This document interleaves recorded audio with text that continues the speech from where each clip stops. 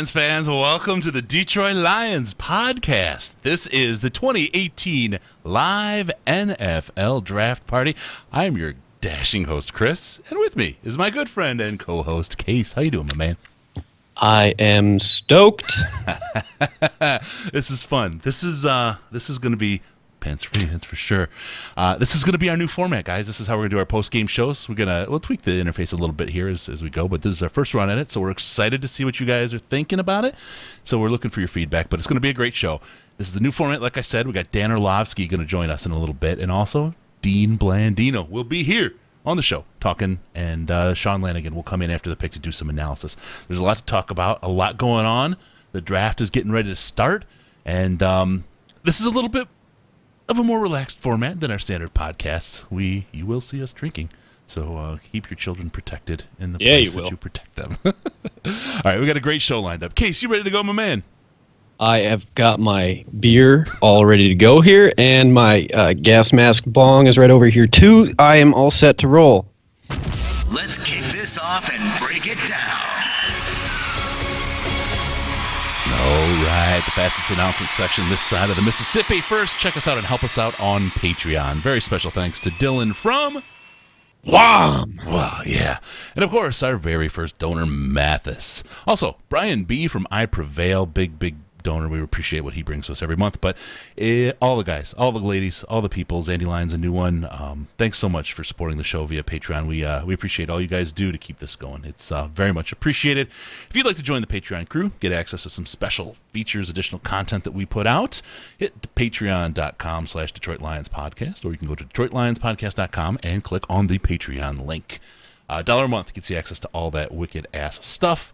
Also, don't forget to like us on Facebook, facebook.com/The Detroit Lions Podcast, facebook.com/The Detroit Lions Podcast, and on the Tweeter Maker, that's where the cheese is at DET Lions Podcast, at DET Lions Podcast. It's the very best place to see Case. Sprinting to that podium. Sprinting to the podium. Rate us on iTunes, Stitcher, Google Play, wherever you find us. We love those 5-star reviews. Let's get into it. It's draft time. This is no time for a quick release. We're going deep. That was quick. All right, so here we are. Live show, draft show, a lot of fun stuff. We got your ticker going. We know who's on the clock, who's not, and we'll let you know. We'll walk you through it. Don't forget, this is sponsored by Under Armour. We're going to talk a little bit about a contest coming from Under Armour. Great new partner to the show. You can hit them up on our website, DetroitLionsPodcast.com. That way they know you came from us. It gives us a little extra credit and maybe better things to give away even later. But we'll have this contest $75 gift card coming up very, very shortly. Thank you, Under Armour, for your support. All right, so here we are. We're getting ready. We're at, what are we at? Pick one? You still at pick one, Case? You're getting there. Here, the NFL's got I got to work out my visual aids. Browns. Oh, God. So here we are. We're waiting for. I'm a prop comic. They were doing the darn national anthem at quarter-2, right? I'm like, okay, we're gonna kick this off because it's a weeknight. They got to get this stuff going. People got to work tomorrow, and there's fans of the teams down at, way down at the basement level of this stuff. What's going on? Why don't they get this thing rolling? Is anyone on the clock? I don't even see the clock going. NFL Network's coverage is horrific right now. Just for everyone watching, we are both officially using the NFL Network as our guide here in terms of what's happening and when it's happening. If you want to sync up with us, yeah, it's probably best to use the NFL Network because they are the ones that they're going to be with us. Last year it was ESPN, right? The NFL Network and ESPN, like with everything, was slow. I don't remember anything that happened further back than yesterday. Okay. All right, the future is now. Here it is. We're up and running. Here comes our man, your man, Bob Goodell. Do you want to listen in? Do you want to hear what he has to say to kick off the draft? That's probably a good idea. Do you want to hear him? Yeah. Okay. Let's see. We got a little bit of action going on here. Welcome, football fans, to the 2018 NFL Draft. That's some love. I gained a bit of respect for him. I think it was last year at the draft when people were booing him so heavily, and he was just like, Yeah. bring it on. Bring on the booze. That's pretty good. That's pretty good. Everybody hates him, and I get that. Can you imagine if Blandino was up there? Yeah. Burn this bitch to the ground. Cowboys fans, they're a good crew, aren't they? Yeah. Maybe I should say I suspect the first overall pick for the Browns will be Mayfield. You think so? But, well, yeah. But it's really up in the air. And frankly, since they have the first pick and the fourth pick, they could afford to wait until the fourth pick if they liked somebody they didn't think would get picked by the Giants. Apparently, all the rumors say, the Jets. Apparently, all the rumors say that the Giants aren't that intrigued by this year's quarterback class and think they can get a couple more years out of Eli. I think that's a poor decision on their part, but hey. Yeah, it's I hope someone gets sued for nailing someone in the face with a football. All right, so we got Goodell kicking it off, and Troy Aikman out there beating people in the head with football. So, yeah, I don't know. I mean, you're. All of that I just said is based on rumors, and like we all know that it's going to happen. Let's find out. Yeah, for sure. Eli, they have to start planning for the demise of Eli. Right? There's just no way that they can expect that he's going to remain part of that team. I mean, they just need a quarterback. They need a quarterback. He's not that good anymore. Bad. Yeah. So if you're the Browns, you can play around there. You can do something with the Giants maybe if you don't want a quarterback. But I think you do if you're the Browns.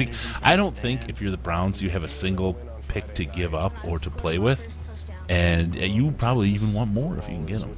That's the other thing. And if they do go Baker Mayfield or one of the other quarterbacks at number one, there are rumors about them trying to trade down to maybe the 11th spot, and I have to double check who that is. Maybe trade down to the 11th spot with the Dolphins.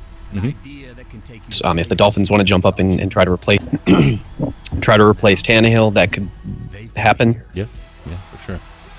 So also throughout the show, we'll be taking your phone calls, and I got a story to tell as we're waiting for this first pick. Mm-hmm. I literally flew in from LA today, cross country. Are your arms tired? Oh, they're killing me, and I've got that fresh off the flight smell going. It was long and I mean it was treacherous. I almost didn't make it. Traffic in LA, it was worse than normal, but it all worked out. It all came back together. I just barely made it on the plane. The flight was good. I got here, traffic was good. Got a quick bite, so you guys didn't see me nosh on some pizza or something. But it's time to start drinking, in case. What do you got going there? What are you drinking? Cheers. It is a special release from the Fargo Brewing Company, who are friends of mine. Their annual Giga Hops release. Actually, I think it's Giga Hops, but I think that's a like a GIF thing. Mm-hmm. So I'm gonna say Giga Hops because I think that's how it should be. I'm starting out with something a little old school because I like to go old school, but it's because I'm tired. I got up really early for the flight. So you doing Jaeger bombs? Yeah, that's what I thought. You're predictable. Yeah. Every year I start out the show with Jaeger bombs, a little bit of extra energy. But I also like to make them in a nice size glass. So here we go. 10 straight losing seasons, which is the longest active streak for those Cleveland Browns. That's nice. It's kind of I kind of wanted to hold on to that 0-16 mantle myself, but it's kind of nice to have somebody else own that now and just be the losers and have this kind of. Yeah, I'm still conflicted on the whole thing, but it's nice to not be considered, the worst franchise in NFL history anymore. Yeah, no, I definitely like where we are. And God, going into the season, the Patricia pick, it feels like we're in just in a good place. We're in good shape, and the optimism abounds, right? I didn't feel like that with Caldwell. I didn't feel like that with Ebron. But Quinn and Patricia, it's just a different ball. Even where Stafford is compared to when we picked up Caldwell, right? Everything is just in such a better place. It's really interesting to see how this team is going to take off. And I think most people agree. There certainly isn't the level of hostility towards Caldwell that that there was, directed at guys like Schwartz and some of the previous coaches. Everyone kind of likes him. Just he was so uninspiring and so vanilla. It just. You could have lied and said it was a Guinness, right? Do I have to do this? No. Okay. No. Hey, there. I'm just Okay. showing. There. Clink. Guinness, and I believe it. So no, I absolutely agree. I mean, while you and everybody who listens to us knows that I tend to be, less than overly blatantly optimistic about things, there is a lot more cause for his ceiling is so much higher as a coach than I think Caldwell's ever could have been. So Yeah, no, 100%, absolutely. So, hey, I'm looking in the live chat saying, hey, what's up, everybody? Good stuff from you guys. Hey, really quick in the live chat, would love to get some feedback. What do you guys think of the interface and the whole kind of layout that we got going on here? Does this work for you guys? Does it give you the no pants feeling that you're looking for? What's up, Carter? How you doing, man? A lot of people going in the chat. We'll see. Takes them a second to get caught up to us. And they're still on the clock. 5:23 left for them those Browns. And, oh, yeah. I think that's my biggest pet peeve when the first overall team, takes. I mean, obviously they're probably fielding some calls to see if anybody's interested, but they know at this point who they want. Just making they're helping the NFL sell more commercials. Is that what you're saying? Run it longer. Right, exactly it. Getting some really good feedback here from Charles P. Binns, Jim Young. This is a good one. Everything's great, Chris. It's like a real production. It's almost real boys. Oh man, yeah. This is cool. This is fun. This is again. This is we're thinking of doing this and evolving this into the kind of production and format for the live post game show, and then when Case is in some of his better form after a couple of those Fargo Brewing Company Get sloppy. giga hops. They say white girl wasted. Yeah, that's the best kind. I suppose that's sexist. I apologize. No, that's okay. I'm not offended. I wasn't apologizing to you. I know you don't care. Good stuff. All right, well, this is fun. This is cool. Sloppy Case is the best case. Thanks, John. I think you're right. Something I've got a good throwback to. Let's see, do I have a good throwback here? Oh yeah, this is a throwback to Sloppy Case. I'm toast. What was it, like That was episode me. 14, somewhere around No, there? it wasn't even. It was well, okay, and I've told the story before, but the first few live shows I wasn't on for one reason or another, and they were boring. Everyone was just kind of like, eh. So I intentionally set out to get drunk before that show in an attempt to liven things up. I just went a little harder than I planned on. My ex-wife was less than thrilled when she got a phone call from you asking if I was okay. You just stopped talking. I thought you were like choking on your own vomit. And finally, you crawl up to the mic and you give us. You crawl up and it's like, I'm toast. that was great. And then this one, I mean, you were sober on this one, but I've got this one called "Go Home Case You're Drunk." And actually, yeah, 4. No, those were the 3. Unless I'm, and then we also Pick a lane, man. That was a string of fun stuff. So, anyway, all right, let's see. We got some good stuff going. What are you guys thinking about the? Oh, and by the way, the interface isn't done yet. Just wait for the picks start rolling in. 2:27 left on the Browns We're picks. gonna get our fancy schmancy designs starting to pop up here, aren't we? Yeah. Thank you, Nate. For Yes. and yeah. We'll go through. Let's do that now. We've got Kurt. He's running the wicked scroll across the bottom. Keep your eye on that. That's going to be fun throughout the night. It's not just going to be your picks. We got Nate running the draft cards there in the middle. You see those will pop up as the picks come in. Oh, pick is in. Pick is in. Oh, Jiminy. Here we are. We're officially. And so anyway, the pick's in. So we'll get on that when we get on that. The cards are done by Nate Cheatham, our editor. He's doing great work on that. Thank you, Nate, for all the work you put in there. You got a little help from Trev, Punk Rockin' Trev. He did the background, the graphics on this, and helped out with those cards as well. Great work, Trev, and thank you guys. And then my fam, my beautiful boy, and my hot-ass wife are running the On the Clock and Picking Next graphics. It's a multi-person production. Got a lot going on. We'll see how this all comes together with this many people all working at once. Case will be the one to fuck it up. I'm sure. Kurt told us that he's going to be drinking heavily so that the thing down there is likely to get interesting as we go here. Yeah, for sure. He's got free rate on that. That'll be fun. So Cleveland looks just as disgusted with themselves as they should.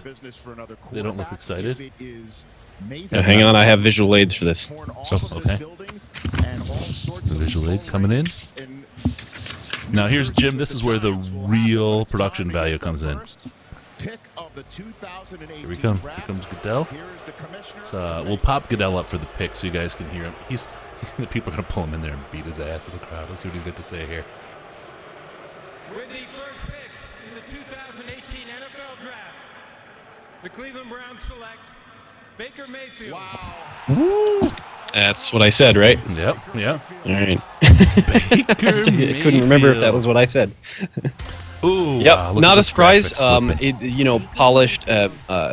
It's anybody's guess in terms of who's going to be the best quarterback when all is said and done out of the draft class. But I think he was kind of the obvious choice. He's got the statistical, back to back him up. He has the statistics to back him up. He's got, he's not necessarily the best in any one area, but he's good in all of them. Yeah. So, interesting pick. I wanted to use my I'm going to do it anyway because I wanted to use my visual aids. So. No worries, Rolf, rolling the floor laughing. Remy, we got you covered, man. We got the graphic in the middle to show you who was just picked, so you're good to go, man. And we got the Riz. Riz has some feedback. This is how the Riz is here without being here. He's taken some time with each of these people to give us some insights. He's got Colin Baker, a swagger-laden QB with underrated arm and best-in-class accuracy all over the field. He's not for everyone, except the Browns, but he could be a star with the right coach. Well, a lot of people think that maybe Sam Darnold is going to be the best. I thought that was the pick. I thought that was the pick for sure. Josh Allen is obviously has maybe might have the highest ceiling. Obviously, he's probably got one of the lower floors. So it'll be interesting to see who takes a chance on him because I think that's a big risk reward situation right there. Yep. All right, got a notification that there was some audio there. Don't worry, we've got that fixed. We'll only bring the TV audio of the picks up when Goodell's on there, so you don't have to suffer through some of the other stuff. Sorry about that little mixing error. I like Josh Rosen. I actually think Josh Rosen might be my favorite, but that might just be a bias because I like his personality. He's not your cookie cutter type of guy. Not that he has any actual character flaw, like he hasn't been arrested for anything or anything like that, but he kind of steps outside of the the script that everyone's given. Right. I just think he's a good thing for the future of the league, in terms of opening people's perspectives a little. So, is he Johnny Manziel too? No. He might actually be the most pro-ready guy in the class. That doesn't necessarily mean he certainly doesn't have the highest ceiling, and Baker Mayfield is probably a much higher ceiling than Rosen. But if there is a team who needs a quarterback, if they've got a guy on the roster that they want to start, kind of like how the Bears had Mike Glennon before they put Mitch Trubisky in. Obviously, that didn't work out for them well at all. But I could see a similar situation happening with Rosen. Sure. If he goes to a place with a veteran quarterback that's like Miami, for example. Yeah. My son just sent me the funniest text ever, and I can't say it. So yeah, okay, Jay. Down there doing the production work, he's the one that let me know that the audio was messed up. All right, so a lot of stuff. We've got the Giants on the clock. If I'm guessing, it's Barkley, but they might have been smoke screening us, and it could be a quarterback. You think they're going to go for Donald now? Not Donald. Darnold, thank you. I still got the Eric Ebron pick on my mind. Let it go. Let it go. I can't. It's frozen, forever frozen in my head. I think Stafford and Pick is in. our long snapper are the only players left on the team from when Ebron was picked. That's crazy. Or coaches, GMs, it's all changed. You got an organization like the Giants who didn't necessarily expect that to come out of the Cleveland Browns place, whatever. But they're in. Boom. They're on there. They make their pick. They're not fucking around. And you get the Browns jacking each other off, trying to figure out what the hell they're doing. Ah, boy. Oh, boy. Okay. Good, efficient team there with the Giants. I'm guessing it's Barkley here. We'll see. Yep, we'll see. Okay, we got Goodell walking out. Let's see what he's got to say. Let's go with that. With the second Yep. pick in the 2018 NFL Draft, 2 for New 2. York Giants select Saquon Barkley. Saquon Barkley. There you go. Case there with his Karnak hat. Let's see how much further I can push this. The Jets will take Sam Darnold. There's your Sam Darnold for you. Yep, there you go. No, Maybe. the Jets won't. and They then might the do Browns something will. dumb. They might do something dumb, but That would be a Browns pick if they pass. I on mean, it. it's hard for me to like as Number one, as number much as four. Saquon Barkley might be the best player in this draft, might be. Not everybody agrees on that, but as much as he might be the best player in this draft, I think personally it probably would have made more sense for them to try to get a replacement for Eli when they had the opportunity, because you're not going to have a class like this of quarterbacks and B, unlikely to have this high a pick. They're unlikely to have the number 2 pick again next year. So if they do want to replace their quarterback, 1 or 2 years down the line, they're going to have to do a little bit more work to do it. And I just think it would have made more sense to do it when you have the pick and when you're in the position to do it. But that's just my philosophy on, you go after the franchise quarterback no matter, how you have to do it, you do it. And so when you have an opportunity to not have to give up, an entire draft or an entire 2 drafts to move up to get that guy, I think that's the time to do it. But She's the time to do it. That's right. All right, let's see. We've got some stuff going on here. It's almost time. Oh, God, Neil Jones. It is almost time to knock out some phone calls. And we got our guy, Dan Orlovsky, coming on soon. So we'll get on there. He'll be on bottom of the hour. We'll get some tweets out, let people know.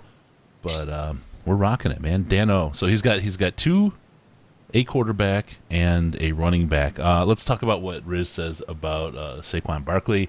Tremendous athlete with outstanding receiving skills to go with excellent vision, speed, acceleration as a runner. And though he does have some real clunkers rushing the ball too, and I think that's the piece, right? The thing that really makes you kind of pause before saying he's a runaway favorite. You know what I mean? Mm-hmm. He's just got some plays that you're like, what the fuck? Well, from my understanding, and I've only done a small amount of film on him myself, but that he just has a tendency to want to always bounce it outside, and that's just not always the smart thing to do. He's got the athleticism to make it work for him more often than not, but at the next level, when those linebackers are sideline to sideline a bit faster, and what are you doing?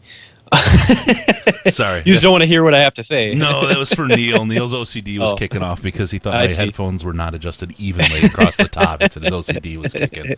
So that was just for him.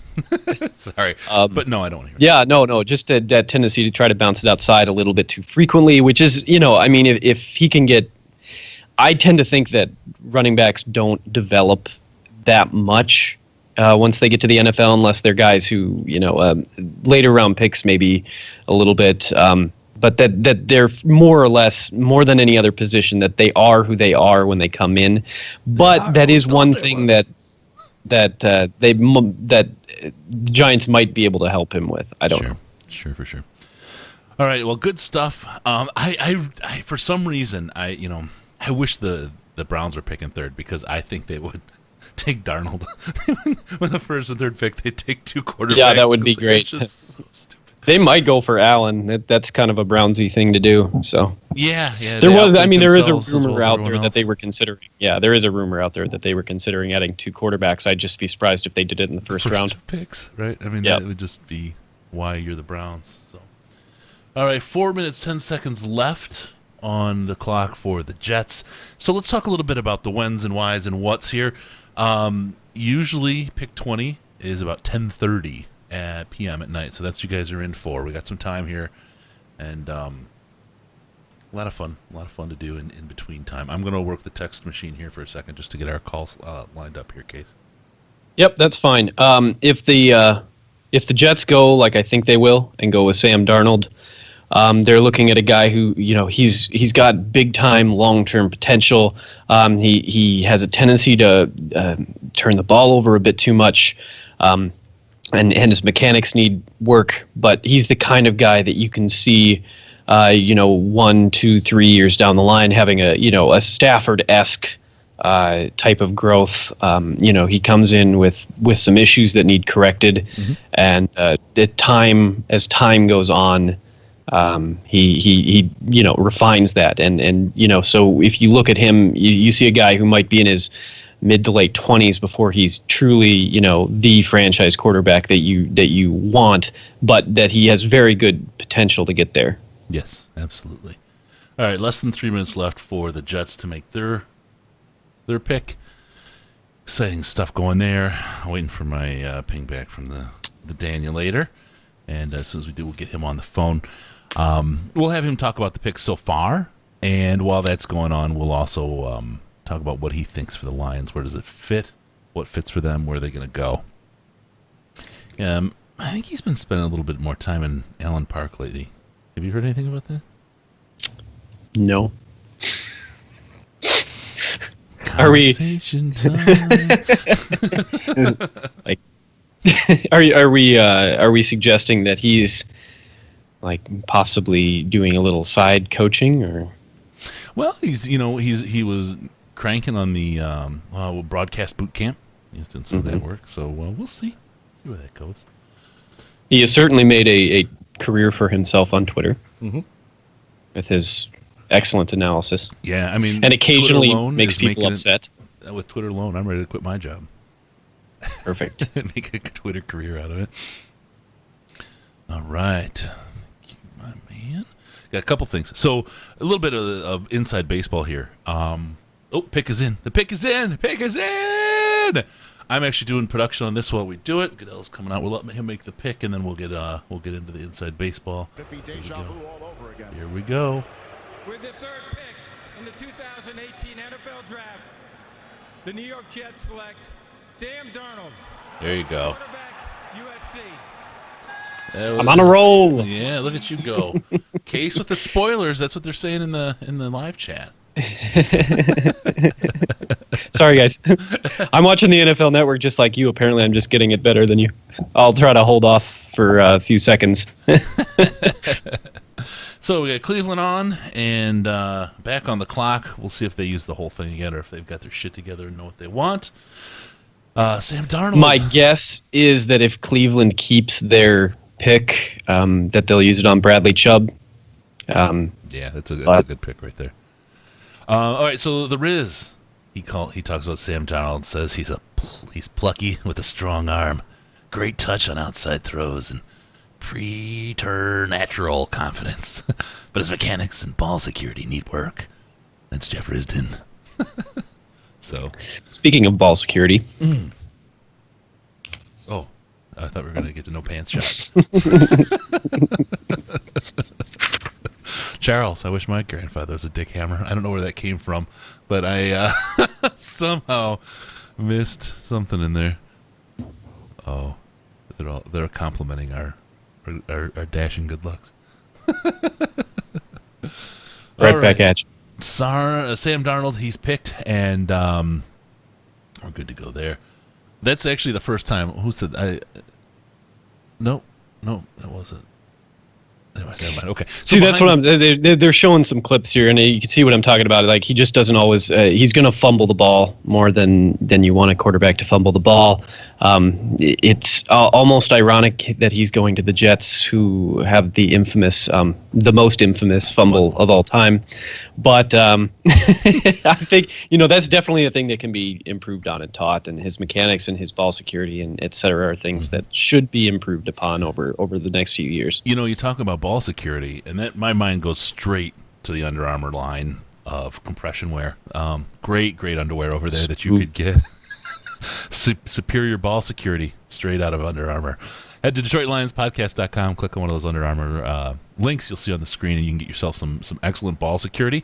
I have a feeling that Sam will be heading the same way to help himself out, and you can join Sam in the ball security department. So how about that? Was that a good segue? Yeah. Should I stop calling out every time you make a segue? No, that's cool. You should see there's like 14 segue, smooth segue. Nice. It's funny. So the inside baseball piece that we were talking about is doing the production, running the live stream and the production on the screen. We got, like I said, the folks we talked about running the graphics, but I'm just kind of running all this while I'm trying to do the show at the same time. And Dan needs 5 more minutes. We'll get him on.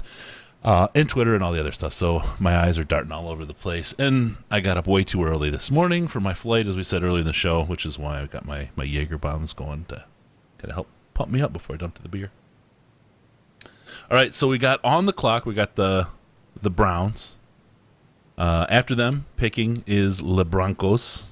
And the Broncos will probably take a quarterback as well, given their circumstance. At this point, oh God, I don't know which quarterback I think they'll take, but I could see Elway going with either Allen or Rosen, and that's it's a tough call.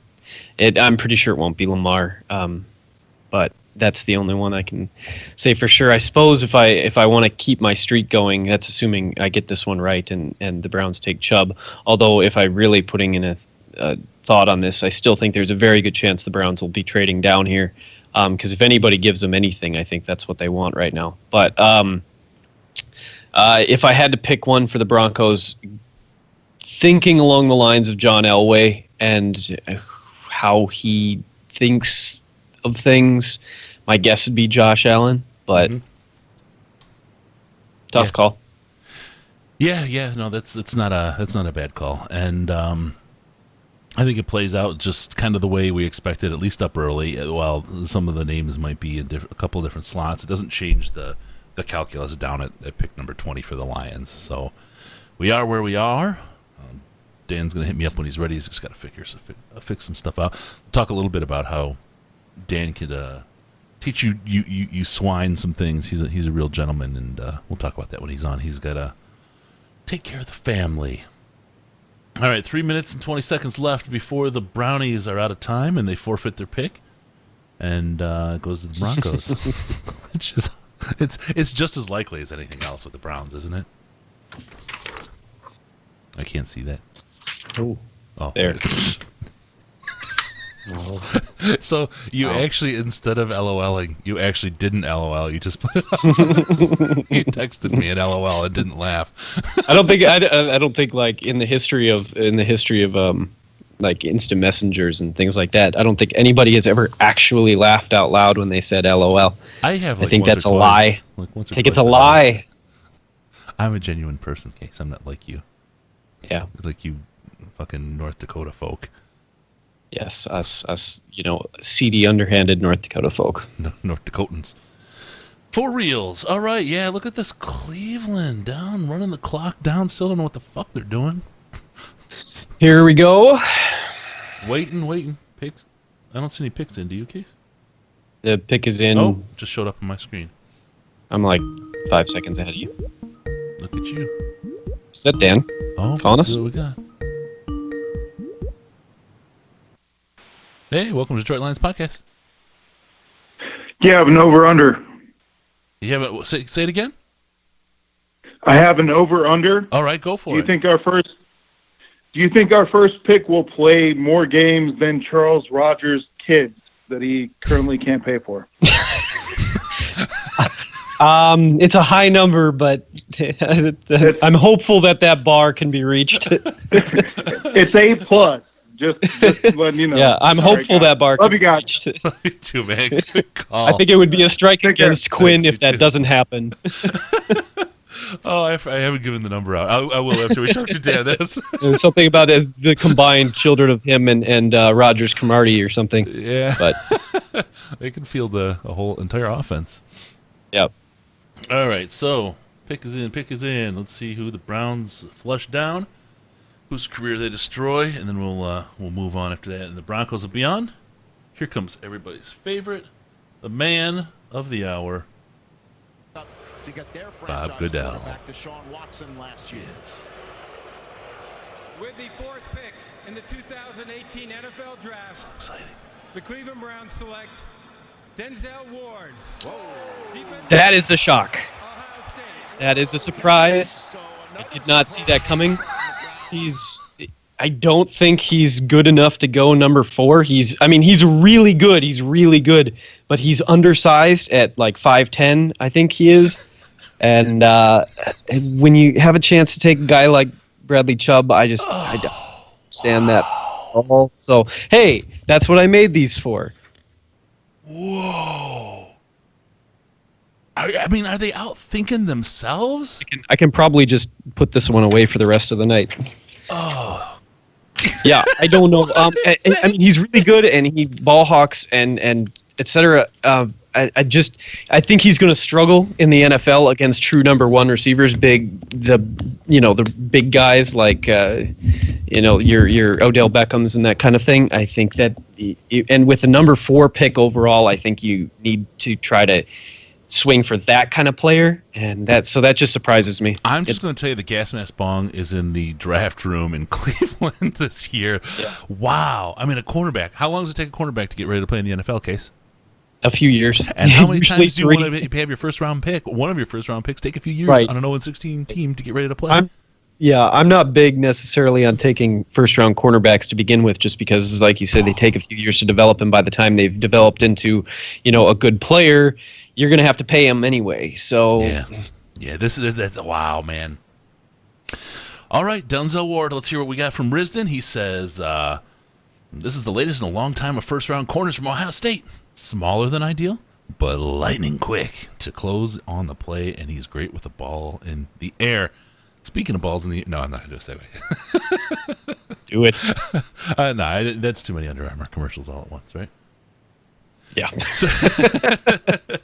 6:20 left for the Broncos. They're sitting there. They're as stunned as we are. I don't expect that pick to come in too quick. That is insane. Yeah, Chubb has to go Colts, right? I mean. Yeah, probably. Yeah, I'd be surprised if they were willing to let him slip past them. I'm not really sure who they have a lot of needs, but they're also in a position where this screws with the Broncos calculus for sure, right? Yeah, now that Chubb's on the board. Yeah. Wow, man. Still doesn't affect anything down to 20, though, right? No, probably not. As long as the Broncos still go with a quarterback. Yeah. Yeah, Carter. That would be the only thing that would throw a wrench into this, is if the Broncos were like, well, I guess you like Chubb, take him. That could screw things up. Carter's calling my mostly Jaeger bomb oil. He keeps chugging the oil.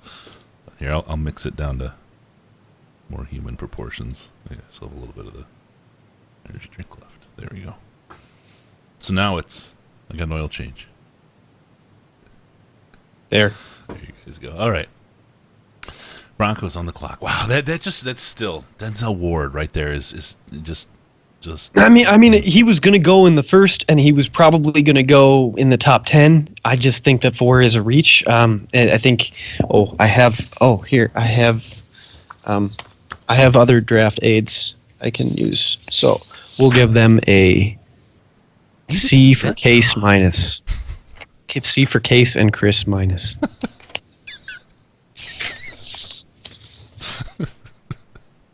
I just love that. It's like that. All the graphics, got the scroll and shit. I love that everybody put so much work into all that stuff, and here I come with a bunch of paper that I used a Sharpie on. And It wasn't even like the Love wide you guys. Sharpie fine point, right? No. Saving the ink.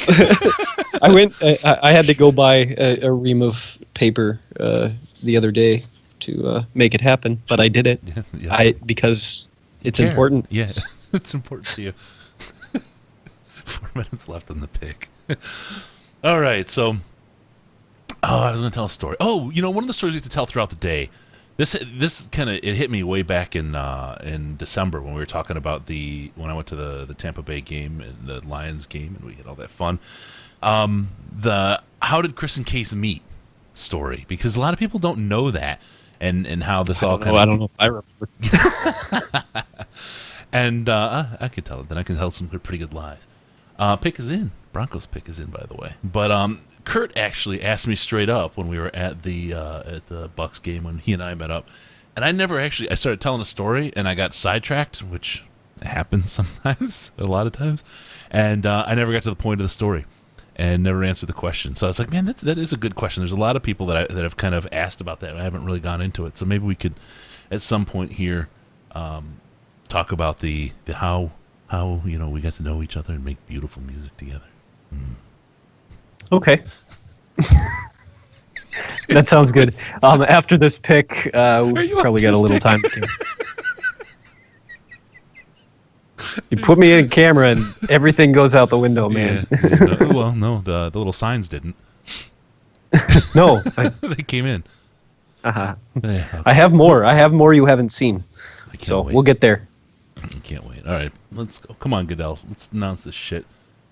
There's a calculus to this too, right? They know they got to give the announcers time to ramble on and do their thing, and they know the clock's got to run for a little bit on the other team because they know that it's not going to come in too quick. Rarely do they get stacked. Are they booing? Are they booing right now? Oh no! Broncos fan, and he wants my job. You can't boo the guy in the wheelchair. That's what I was. Case is down there, 100 beers in. I got to start from the Shrine game. No, for I'm just you. kidding. Have a chance to play 60. This year, the NFL Network, and Rich Eisen help raise $180,000. It's a cool thing that Eisen does. Yeah, he's the class most act. likable man in football. With me tonight to announce Denver's pick is Austin, who is a St. Jude patient. Austin is 17 and an aspiring broadcaster from New Mexico. Ooh, we gotta get him on the show. Broncos fan. Oh, never mind. Broncos fan killed it. We don't play. Well, maybe we'll play them in the Super Bowl. We can talk about it then. From the care teams at St. Jude, and is an inspiration to all of us. Okay, Austin, let's show them how it's done. With the 5th pick in the 2018 NFL Draft, the Denver Broncos select Bradley Chubb, defensive. Now it's everything that I thought I knew about everything is now out the window. I told you. I don't think it's a bad pick necessarily. I just think that they once again, like the Giants, they had their opportunity to get a franchise quarterback, and now they're not going to get it. So no, but he the best pick available, right? I mean that's. I mean, he's the best player available. Yeah, that's what I meant. I just don't know if he's the best value available. No, if you for the team, for the franchise, right? But yeah, best player available for sure. And it kind of gives you some insight into their strategy, right? In a situation like this, where you could build the franchise, it's either you got a case where Elway's there like, I got like 2 or 3 years. I'm just gonna fucking shove and go with it. I don't care what happens after that, and just takes the best player available. I don't know, man. That's well, they messed it up. They messed it up there in Cleveland. Surprise, surprise. They didn't even show the Cleveland War Room, did they? After the second pick they made. Not sure. Yeah, you're right, Carter. Quarterbacks falling. Good for the Lions. There's going to be people that the teams will snap up quarterbacks they didn't think they could get. So we'll see. We just need more of that. We'll see. We'll see. Colts are angry. I wonder if the Colts called for that trade. I'm not sure. Sorry, I'm dealing with a little thing over here. All right. Tell you what, let's get Dano on the line. Does that sound good? You all right for that, Case? Yes, All yes. right. Sorry, I'm back. I'm back with you. All right, let's get Dano going here.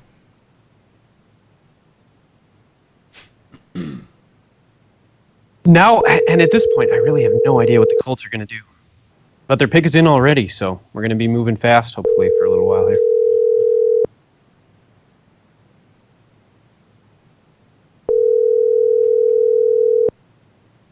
Hello.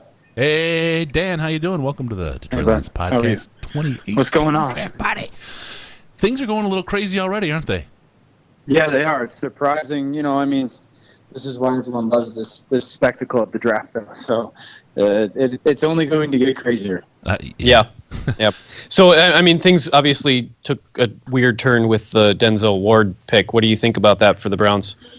Yeah, I get it. The NFL nowadays, you better have 3 guys that can cover, especially if you think that you're going to be a team that might try to make a playoff run, because what you see, especially when you get a good quarterback, and that's what happens at the playoffs, is they find your third corner and they wear them out. So you better have some good corners that can cover. So I can understand it. Denzel Ward seems to be a really good corner. He plays with great man technique, which is huge in the NFL nowadays. So I understand it because of where the game is going. And is it a big surprise to you that the Broncos didn't take a quarterback? No, not at all. I didn't expect them to. Case Keenum's going to have the same variables that he had in Minnesota. Really good pass catchers, really good play caller, and a big-time defense. And so I would imagine he can go replicate some of the success that he had, Sure. Yeah, for sure. All right, so we got the pick in for the Colts right now. We're going to roll over to Goodell when he starts talking, but we have to give Dan some credit. Dan is always gotten credit for being one of the good guys, but he's like, yeah, for sure, guys, I'll do the show. I love doing the show with you guys, but I'm traveling tomorrow, and I've got to take care of my sweetie. So he's like, I've got to make time for my wife. I've got to make time for the family. And all you schlubs out there, that's your lesson. Be like Dan. Be more like Dan. Treat your lady right. I want to go that far. Careful what you wish for. All right, we got a Goodell coming out with the call right now. Let's hear who the Colts grab, and then we'll jump back with Dan. It's got to be Quentin Nelson. Yeah, I would not be surprised, I suppose. The Indianapolis Colts select Yep. Quentin Nelson. There you go. All right. And Andrew Luck goes crazy. Please save me. I've taken a beating. Please, no more. So this is good for them, man. This dude's sick. Yeah. Yep. So how were your years you were the 1-win guy, and you had to be like a superhero that year in Indianapolis, didn't you? Yeah, it was a unique year. I remember when we got our first win in the locker room, it was like we won the Lombardi Trophy. It was crazy. But I'll tell you what, that's a really good organization. It's a phenomenal fan base. I'm hopeful that they continue to put some pieces around Luck to, people talk about pieces and they think it's just receivers. It's a lot of it is just keeping your guy healthy to allow him to work and be special. So I love Nelson. I think Nelson is going to be – the thing with Nelson is you don't want to be the guy on the offensive line that walks into the meeting room on Mondays and isn't doing the thing that he's doing. So he gets everybody better just because of that. And then the NFL game nowadays, it's the interior rush guys are being such issues. Aaron Donalds and Sues and Starlatule's. So having a guard that can shut down that stuff down there gives you an actual pocket to play in. I was going to say, it seems like we've seen a lot more interior offensive linemen going earlier in drafts than, we used to see. And there's 3 of them, maybe more, that could easily go, this year in the first round. Obviously, we just had one. We've got Hernandez and Wynn, as well as, maybe Price or Ragnow or, whatever. It seems like that has where the game's going. Yeah, it's just those interior. We have more Warren Sapps in the game nowadays than we used to, and that's right. Those incredibly athletic 3 techniques are difficult to block.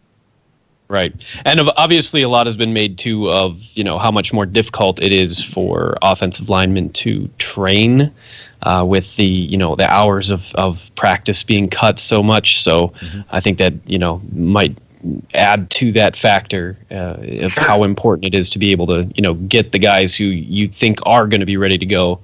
Yeah, and quickly, and have some traits to them that you can't kind of implement. Nelson's got such physical aggression strength that there's so much you can work with. Since Will Hernandez has a little bit of that mauling to him. So Yeah. That's kind of, it's just the game is so, it's ever changing, and I think the guard is more important than the tackle nowadays in the NFL. Yeah. Wow. Okay. All right. Bold statement, but I don't think you're wrong. Let's take one of the questions out of the live chat, and the question is about interior versus outside pressure. What's the change? How does that affect a quarterback, one versus the other? Is there a big difference, or? I think it's a tangible difference. Yeah, I mean, quarterbacks always think like this. I can maneuver somebody on the outside. I can kind of dip underneath a rush that's going up over the top of me and climb my pocket, or I can escape and be okay. If I don't have somewhere to go, and meaning if there's a pass rush on the outside that's okay, and there's a pass rush on the inside that's good, I have nowhere to go. And so I can't move. My feet are stagnant. I can't see. There's no rhythm to me. If I've got a stone wall in front of me and a pocket in front of me and I can move up to it, it's a confidence thing. Yeah. You stand back there and you're okay. Okay, I can move up. I can get up. So, a lot of quarterbacks will always say, keep them at bay in front of me. I don't care what you do outside. Just get them by me, but keep them at bay in front of me. Right. I got a little inside information from our boy Zach. He says that the Bills are trading up. I don't know. I haven't seen that on the screen yet. Yeah, it's on the screen. The Bills traded up. My assumption is they're going to go draft Josh Rosen. Yeah. Yeah. Okay. You think it's Rosen and not Allen? I certainly hope so for the Bills. Okay.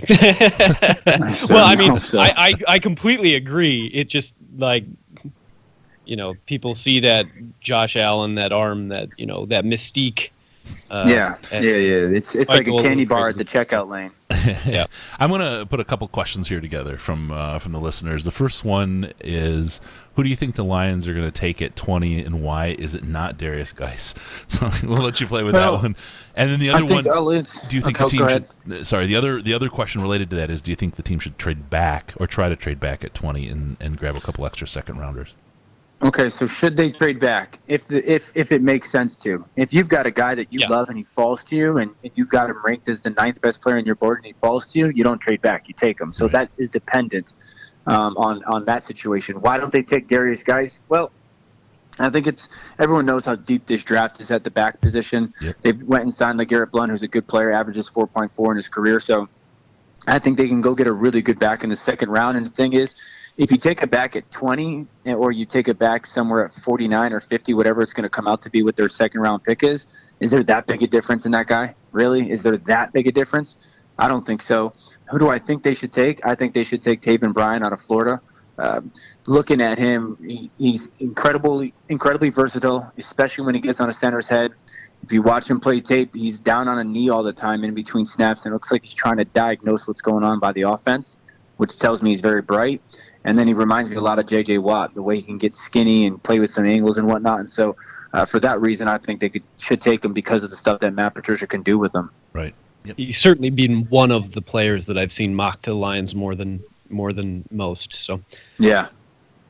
All right, we got the pick in for the Bills. We'll see what happens there. That'll be interesting. I think we have a take on that. So at 20, who was it that you said you think it should be, Dan? Taven Bryan out of Florida. Wow, that's an interesting... the Wyoming Cowboy. Yeah, there's a lot of folks that aren't super high on him. They don't think that he's the guy for the Lions at that point.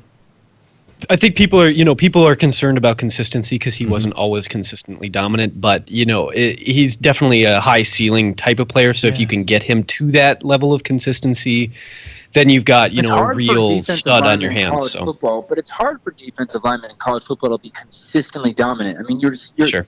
80, 90 plays a game. All right, we got Goodell here with the pick. Let's really quick. Not Transformers. Let's see if we get. Yeah. Oh. To the Buffalo Bills. We know that, Goodell. Come on. With the 7th pick in the 2018 NFL Draft, the Buffalo Bills select Josh Allen, quarterback. There you go. Good Lord. Yeah. I thought, I just had a feeling that maybe that would happen, but we'll use that card for there. I've got my Millen signed. Good for him. Should have been Rosen. I agree. Yep, he's gonna be a good quarterback, I think. All right, so a lot of good stuff, Dan. I know you've got things you've got to do, and appreciate you jumping on the show with us and doing the picks. You got it, guys. You're always the man. If you need anything, always you can give us a holler. Okay. You got it, guys. Have a good night. Enjoy. Yeah, appreciate you too. You having me on. Thanks, Dan. Be great. Later, guys. See ya. All right, Dan Orlovsky joined us very quickly there. He's awesome. He's such a good guy. He is just such a good guy. It might slow down, but it actually seems like we're going a little bit faster right now than most years, and maybe that's my imagination. But it seems like in the past several years that a lot of teams in the top 10 had used almost their full time, and right now we're getting, we've had several teams get their picks in pretty quick. I know you're looking over your shoulder at Dan. I know because he co-hosted the show. You're a little nervous, Case. I understand, but I'm gonna have to dig in. I'm gonna show you. He really got a hold of you here. This was from the show that Dan Orlovsky hosted at the end of the season last year. We asked him about Dylan from Guam. Yep. I concede. He's got it right there, right? McCubey. That was terrible. I'm sorry. He'll always be your backup. Don't worry, Case. I aspire to running out the back of an end zone. Sorry, Dan. Yeah. That was rude. You didn't deserve that. No. But he's so good about it. I mean, that's the thing. Yes, he is. It's really cool. So, all right, Josh Allen's out of the way. This is already a little funny, and we haven't even gotten to the gas mask bongs yet. No. This is going to be something. Minka, there's one of the players that's sitting on the board that I thought would have probably come off by now is Minka Fitzpatrick, the safety. He is he is the definition of kind of a versatile defender who can play safety, cornerback, or linebacker. He hits hard. He can blitz. He's decent in coverage. He would be a dominant, strong safety / linebacker hybrid. And to have a guy like that who can also cover, he's really very extremely talented, and I would not be surprised to see him go off the board with the Bears pick, because they could use some more oomph to their secondary, although they do already have two good safeties, so maybe it's not the right fit. But if I'm guessing, I hope the Bears take Calvin Ridley. Yeah, because I think that's not a good value for him. I think he's overrated. Not that he's bad. I just don't think he's a true number one wide receiver. And in the it'll take him a few years to probably hit 1,000 yards in a season. And if he ever really truly is, 1,000+ yard receiver, I don't know. So I kind of hope they take him. I have signs for these things. I like the Millen sign. I think that was a good one. Bring it back. Aha. Bringing the Millen back. I don't ever want you to bring it back to anything related to Detroit, though. Yeah. All right, good stuff. Hey, out there, Pat Burwa. Oh, I think that's Flandericious, actually. Let's do this thing. He's got the draft on. He's got us streaming on his iPad, and he's got some Dragon's Milk going on. That's nice. Thanks a lot, man, for that tweet. Dragon's Milk is good. Yeah, it's delish. Dan joined us. And then in a little bit, we have Dean Blandino joining us again. So we'll have some fun with him. And good stuff. This has been good so far. Good stuff so far. All right, we got Chicago on the clock, the Lull Bears. Tell you what we're going to do. Let's get that phone number out there, Case. So after the Bears pick, we can all laugh together. Pick is in. Pick is in for the Bears. So let's get that whole phone number. The number is area code 248-782-8384. 248-782-8384. And while we're waiting for the pick to come in, I got to tell you guys, you draftniks, there's always, the new guys are coming. You're going to want the jerseys. You're going to want to really get sharp and look, you want to look like that newly polished, minted, brand new Lions fan, like Dean. Dean's a new Lions fan. He had to go to Fanatics to get his stuff, and he did that right there at DetroitLionsPodcast.com. Clicked on the Fanatics link, bought his stuff, and they sent us a little bit of money for referring him over there. They said, Chris and Case, those are the coolest two motherfuckers on the internet. So anyway, if you're going to get anything Lions, you want to get yourself a new jersey for this upcoming 20th pick or any of the picks in the draft you get hyped about, or even any of the old guys, start out at DetroitLionsPodcast.com and click on that Fanatics link. And we just want to give everyone. Oh, sorry, go ahead. Go ahead. Oh, I was just going to say, I want to give a shout out to my buddy Mike. If you're watching, I think you are. He was sending me a message that he was having a hard time getting it to work, but I hopefully got that sorted out for him. It's good to have a few North Dakota natives on here. Yeah, for sure. I'm getting shit for that last segue. I was thinking about it after I started. I should have said, yeah, God damn it, Blandino's the newly minted Lions fan. That's when I got to say, oh, you're getting your jerseys from us, right? I blew it. I'm sorry, guys. I should have really done the commercial while Blandino. I should have made him read the commercial.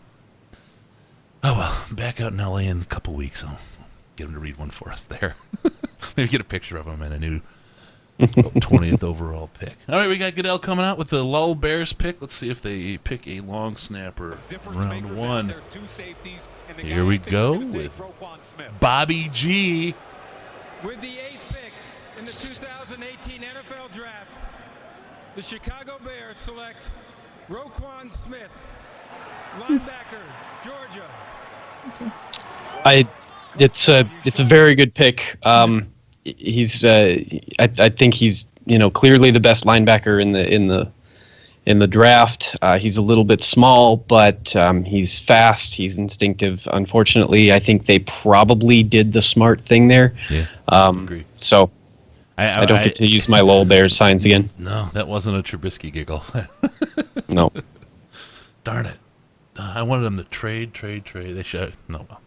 Oh well. Yeah, I really was hoping they'd take Calvin Ridley, but they were smarter than they had the potential to be there.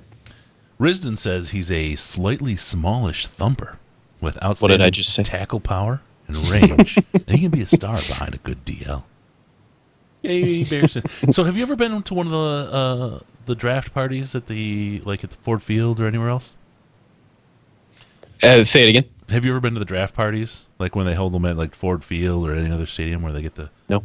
They just went and did the camera pan on the people in Chicago. Would go, yay, our draft pick. Right? It is super contrived, right? They get you beforehand and they get you down there and they say, okay, everyone cheer. It's just like going to a taping of, I don't know, I'll date myself, Jay Leno, right? Any of the night they get you ramped up. They have a comedian come out beforehand, get you too excited.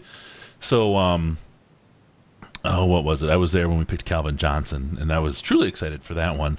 But who was it the year before that we got? Mike lazy fuck.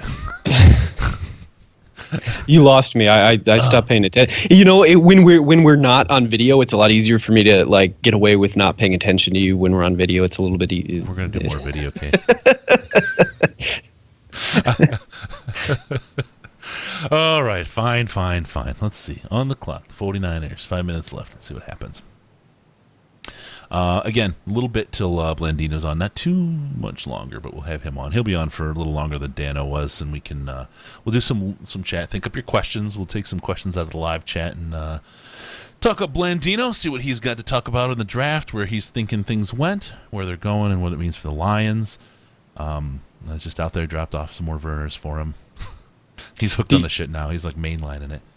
Yeah. You'll have to send some to me too. I don't get it up here. Fine. It's a little bit east of here. Mm-hmm. Yeah. Anybody, if you want to send me some, let me know. He's gonna get a PO box and a freaking hauler. He's gonna become a distributor. I feel like that's unethical of me to, from my position to say that. But. We should write a policy about that, right? Yeah. No favors, sexual or material. Stick with just material. Let's not go overboard your case. Jesus Christ. Okay, sounds fair to me. So far this draft, there's been a little bit of craziness. I think the Denzel Ward pick was not the best pick, but I think the only there's an East Coast. Yeah. I couldn't. This isn't available wasn't available in California, so I'm really excited to be able to have it. I had a buddy from Pennsylvania who used to bring me a ton of it, but it's not a spectacular beer, but after flying all day, you're a little dehydrated. You need to hydrate back up. Do it with 12 of these. You're good to go. It doesn't have a super strong flavor, which compared to some of the beers in the similar class to it that have a flavor that isn't good, it's an improvement. So I can get behind. Plus, it's American independent stuff. I can dig that. But this is just still sitting here just in case. Start ramping down. I can pop back up with the old Jaeger bomb. All right. Sorry, I think the Allen pick is going to be the one that we look back on ha, that was really dumb. Yep. But pick is in. Boy, what do you think's going to happen? The 49ers are sitting in a good place too. I think Minkah Fitzpatrick fits for them as well. I think because you can use him in so many different ways. He almost fits any team with even if they have safeties already. Mm-hmm. He can go anywhere and fit in and find a role. So I would not be surprised if that's the pick. I suppose it's possible they too would look at like a wide receiver like Ridley, but. Let's get Goodell out here. Let's get the Niners pick. With the 9th pick in the 2018 NFL Draft, the San Francisco 49ers select Mike McGlinchey, offensive tackle, Notre Dame. Okay. All right. So some muscle, some the need for tackles is so high that you like quarterbacks, sometimes you just have to reach for him. I'm not sure he's the best offensive tackle in this draft. I think Connor Williams might have been a better pick, but that's just a personal opinion. But McGlinchey's a good player. I think it's a reach at their pick, but it is what it is. Yep. I saw some pussy in the background there. Yeah, there's cats around there getting fed. Oh, okay, cool. No, I think that's fine, and I think it's I think it's one of those. At least he's got his shirt on this time. I was all riled up earlier. He says at least he has his shirt on this time. Oh no, Patriots! We even drafted our coach from the Patriots. I can't give him too much shit. He used to be a Chargers fan before they moved, so we've got the Chargers too. Oh, okay. I can't blame him for making that shift. If the Lions ever, not being from Detroit, I don't know if I would care that much, but I could understand people switching teams, if they move. So yeah, for sure. All right, so I forgot where we were. I literally completely forgot where we were. Oh, pick isn't it either. Oh man, this is crap production value. Pussy right here. And just lose your mind. I lose it. I forget all about everything. Meow. Yeah, see, you need a blanket backdrop too, my friend. Yeah. My hosts were I'm not at home because I didn't have a TV. Case is actually a foreign exchange student. So for those who didn't know. My hosts have been extremely gracious to let me use their space today. Do you want to? Can we click somewhere to is there GoFundMe or something? To get me the NFL Network. I'm moving into a new apartment in just a few weeks or a month or so here, and hopefully we'll have that situation entirely sorted out by the next time we have to do this. To what kind of internet's available out there yet? That's like I've got good internet. It's not the internet's not the problem. It's just I was worried. If you're gonna move somewhere, you got to make sure. Number one thing. Oh yeah. We're good. We're good. I won't move somewhere without good internet. Obviously, I need it for a lot of things. Everyone's wondering if you're moving to Detroit, and if not, why not? No. Fargo is home. Sorry. The world is my home. I can live anywhere. You can too, Case. No. I'm not like you. Okay, so back to the actual draft, to things that are relevant to what we're here for. The Cardinals are on the clock. Again, I really I'm waiting for Minkah Fitzpatrick to go off the board. I think this is probably where it happens. They too have some offensive line issues, but I think it's early for either of the other two guards that I think will go in the first round to go. I think obviously they might look for long-term replacement for Larry Fitzgerald, so I wouldn't take Calvin Ridley off the board completely. Vita Vea, Josh Jackson, cornerback, Tremaine Edmonds. This is where I think Minkah Fitzpatrick is probably the only true blue chip player left, so that's why I think that's probably where they'll go here. But obviously, other teams have already passed on him, so maybe they don't share that feeling. So, and they're taking a little bit longer to make this pick than I would have expected them to. Yeah, that's kind of odd. I do think we've got the Dolphins at number 11, and I do think there's a very good chance that they will take Josh Rosen with their pick and kind of end the run on quarterbacks likely to be taken before our pick, unless somebody later end of the trades up. Why would the Cards not take Rosen?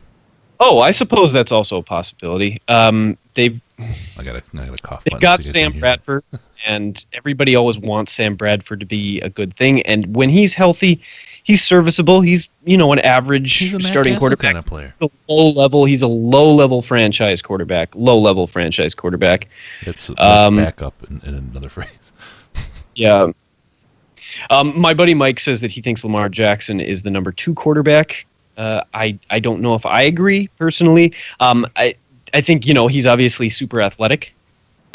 So there's that, and if that's a thing that team values, I could certainly see the Cardinals going that way if they wanted to, because obviously Sam Bradford, while like I say, he's a low-level franchise quarterback when he's healthy, they know going into the year that he's seldom healthy. So it would not shock me in the least if they both for backup for him and for the long term went quarterback here. I feel like there's a bottle made for ants. Yeah, you know what? That all great stuff. I was just thinking on the production side, we should probably get ready to call out Dan. We'll give him a call here in a couple minutes. I'll work the old text magic, see if he's ready to go. And you folks in the background there on the live chat, make sure to start formulating your questions for Mr. Blandino. We'll fire those off at him. Be kind. He's a nice guy. He really is cool. And hilarious. Jim thinks that maybe Case is behind the blanket behind me. Fake news. Fake news. Poke. A little lower, please. That wasn't my thumb. Let's see. Where did you go, Dino? On the bright side, there isn't a single pick that's come off the board so far that I think that the Lions were, even considering a realistic possibility. So we haven't had to. I don't think they've had to change gears yet at this point. That can obviously change real fast. But all the players who I think they're hopeful will be in play are still there. Of course, I think they're hoping that Vita Vea would fall. I think somebody will take him, but here with the class. Neil comes in with the question for Blandino. Mr. Blandino, when it starts out with Mr., it's a Mr. Blandino. How many cartons of cigarettes have you bought the Lions after they've been given a proper fucking? It's a prison joke case. I wouldn't know. Jeez, oh man. Oh, here we go. We got the pick in. The Oakland Raiders have traded the 10th pick. Yes, we know. Well, this is interesting. With the 10th pick in the 2018 NFL Draft, Easy cards. the Arizona Cardinals select Josh Rosen. There you go. Yep, there it is. Okay. Yep. There you go. Joshy. All right. So, I I do think there is a chance that Lamar Jackson will go off before our pick, but I think if it does happen, it's likely to be a team trading up, unless the Dolphins do it at 11. But I don't think they. I'm not sure that's the direction we're likely to see them go. Although, if any team in the NFL has made questionable moves over the last couple of years here, it's been the Dolphins. So whatever they do, there's a good chance it's going to be a huge fuck up. So yeah. For sure. All right, we're getting Blandino on the phone here. See what's going on with Dino. Hello. Hey, Dino, how you doing, man? Good. What's up? Well, it's the draft. It's fun. It's party time. Right. I know. Yeah, we're getting crazy. It's we've already seen some unexpected things happen. That's right. Yeah, I'm at a draft party in Santa Monica right now. We got the Verners going. We're good. Perfect. Verners and what?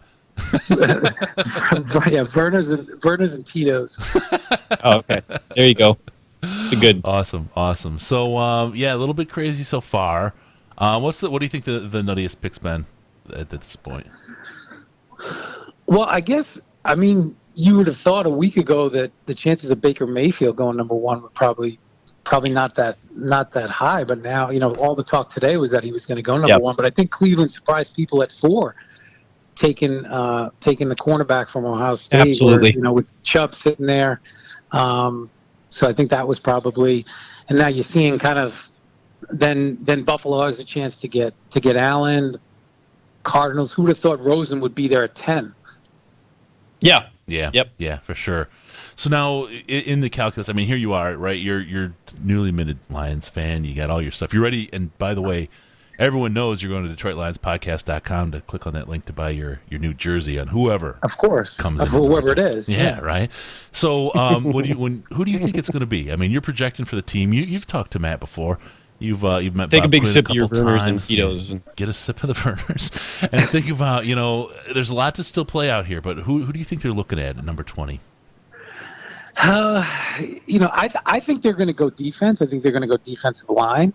It's just going to depend how the rest of these picks play out. But I think they're going to go defense. I think they're going to go defensive line. Probably I think it's probably going to be someone on the interior. And like Payne or Brian could be. Yep. Mm-hmm. So now let's put you in the role. You're the little devil on Quinn's shoulder, and you want this all or nothing pick. Who's the guy that you think is the big gamble for the team? High risk, high reward. High risk, high reward. I don't know. And he's a guy, like if he adheres to like the Belichick philosophy, then he won't doesn't do believe that. in drafting for need. Yeah. Exactly.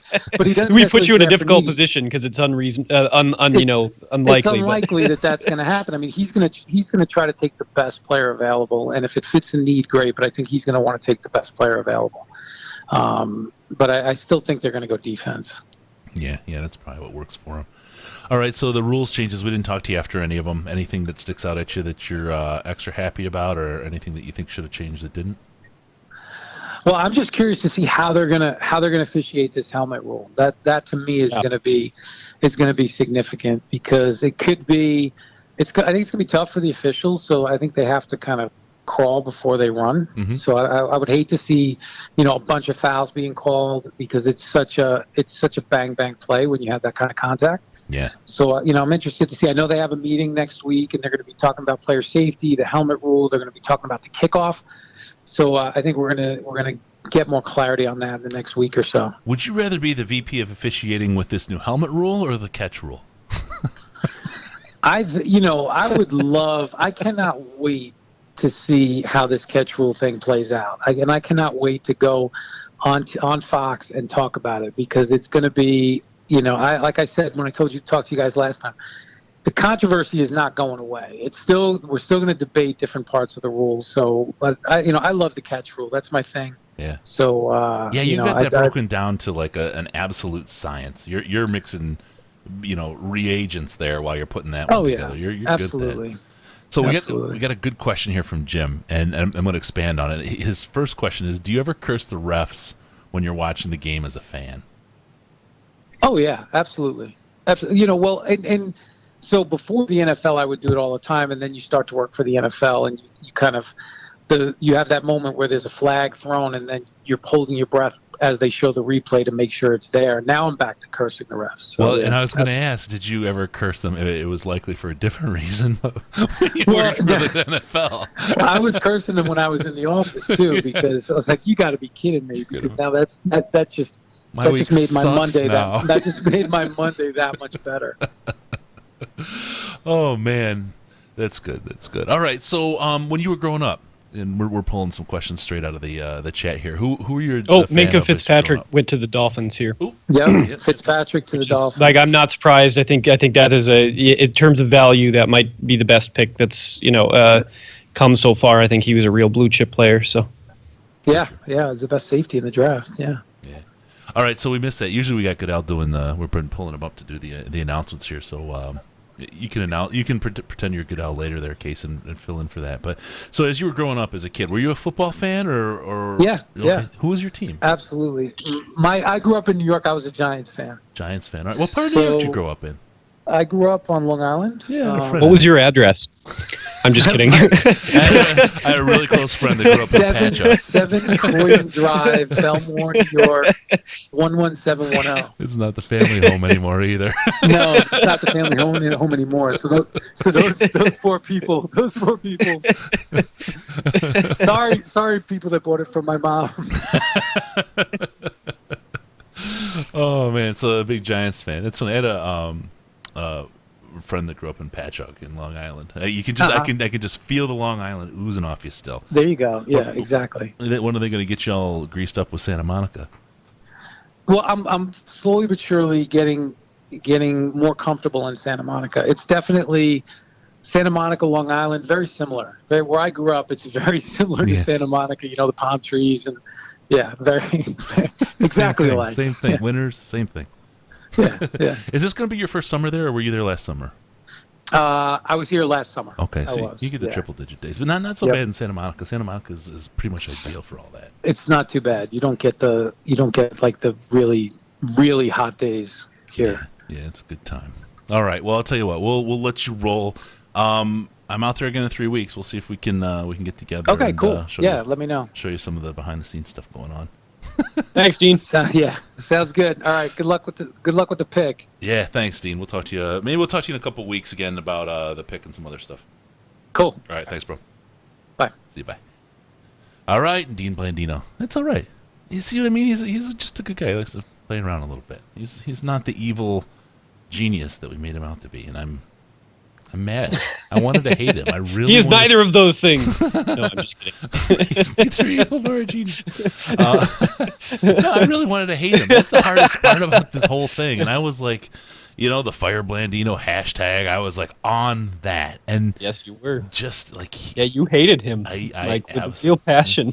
And I think that is that it talks to my character, my ability. It's the position. It's the position he filled, and it's the same as Goodell. It was it's the not. rules. I'm not saying I like the Goodell. I'm just saying that it's the position he fills. So people are going to hate that position no matter who fills it. Whatever. Apparently, Nate says that I was mean mugging the camera, so I apologize if I was. Wes, here's a good one here. He says, "Is it weird that I want to hate Blandino more because of the fact that after listening to him on here, I don't want to hate him at all?" I've wrestled with that for a long time, and he's just a good guy. I don't know how. He's just a good guy. So, all right, where are we? Got the Tampa Bay Buccaneers. Pick is in. Yeah, we have a little graphic up here for the pick is in. Number 12. Look at that. 9:30. We're 12 in an hour and a half. We might be on track for right around 10:30, as we thought. Mm-hmm. And then we'll trade out of the first round. Won't even pick anything. All right, so let's talk about some stuff. Yeah, hang on. I'm trying to look up who I think is a good opportunity for the Bucs. Obviously, I think they're still on the. I don't think Jameis Winston is going to work out for them long term, but I don't think they're ready to move away from him just yet. I think there are a lot of players still on the board who are very good. They probably won't go, Calvin Ridley or any of the wide receivers who I'm not sure there's a single wide receiver in this class that I would consider a sure thing first rounder, but somebody's going to go and somebody's going to take, probably before our pick, somebody's going to take Calvin Ridley just because he looks like he might, be a number one wide receiver, even though I really don't think he will be. All right, really quick. Let me give out the phone number here. 248-782-8384, 248-782-8384. Feel free to give us a call, or if you prefer to use Skype, it's Detroit Lions Podcast. All one word, Detroit Lions Podcast. Give us a call. Join us live on the show. We can talk to you. Listen to what you got to say. But that's all right. All right, still waiting for Goodell to bring the pick. We didn't talk about Fitzpatrick. Did we talk about the Brisbane words there? Well, you didn't. I talked about him a little bit. He's everything that you could possibly want, I think, out of a strong safety, and more because he's the versatile guy who can fill linebacker and cornerback as necessary.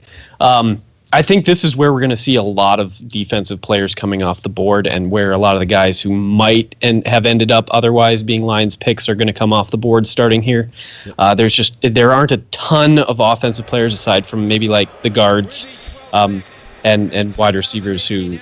Oh, yep. There's a guy that I was really. That was the one that I was like. There you go.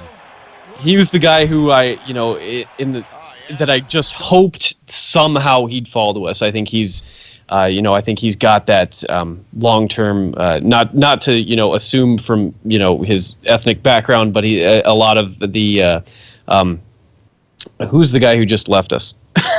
Nada. No, he's got a lot of that Haloti Nada type of thing to him. He's going to be a great nose tackle in the league. He's going to stuff runs, and I think he wasn't asked to do a ton of pass rushing. I think in the NFL, if he's asked to do a little bit more pass rushing, he will generate a little bit more than he was. But he's a guy who can eat up a double team and still shut down a run game.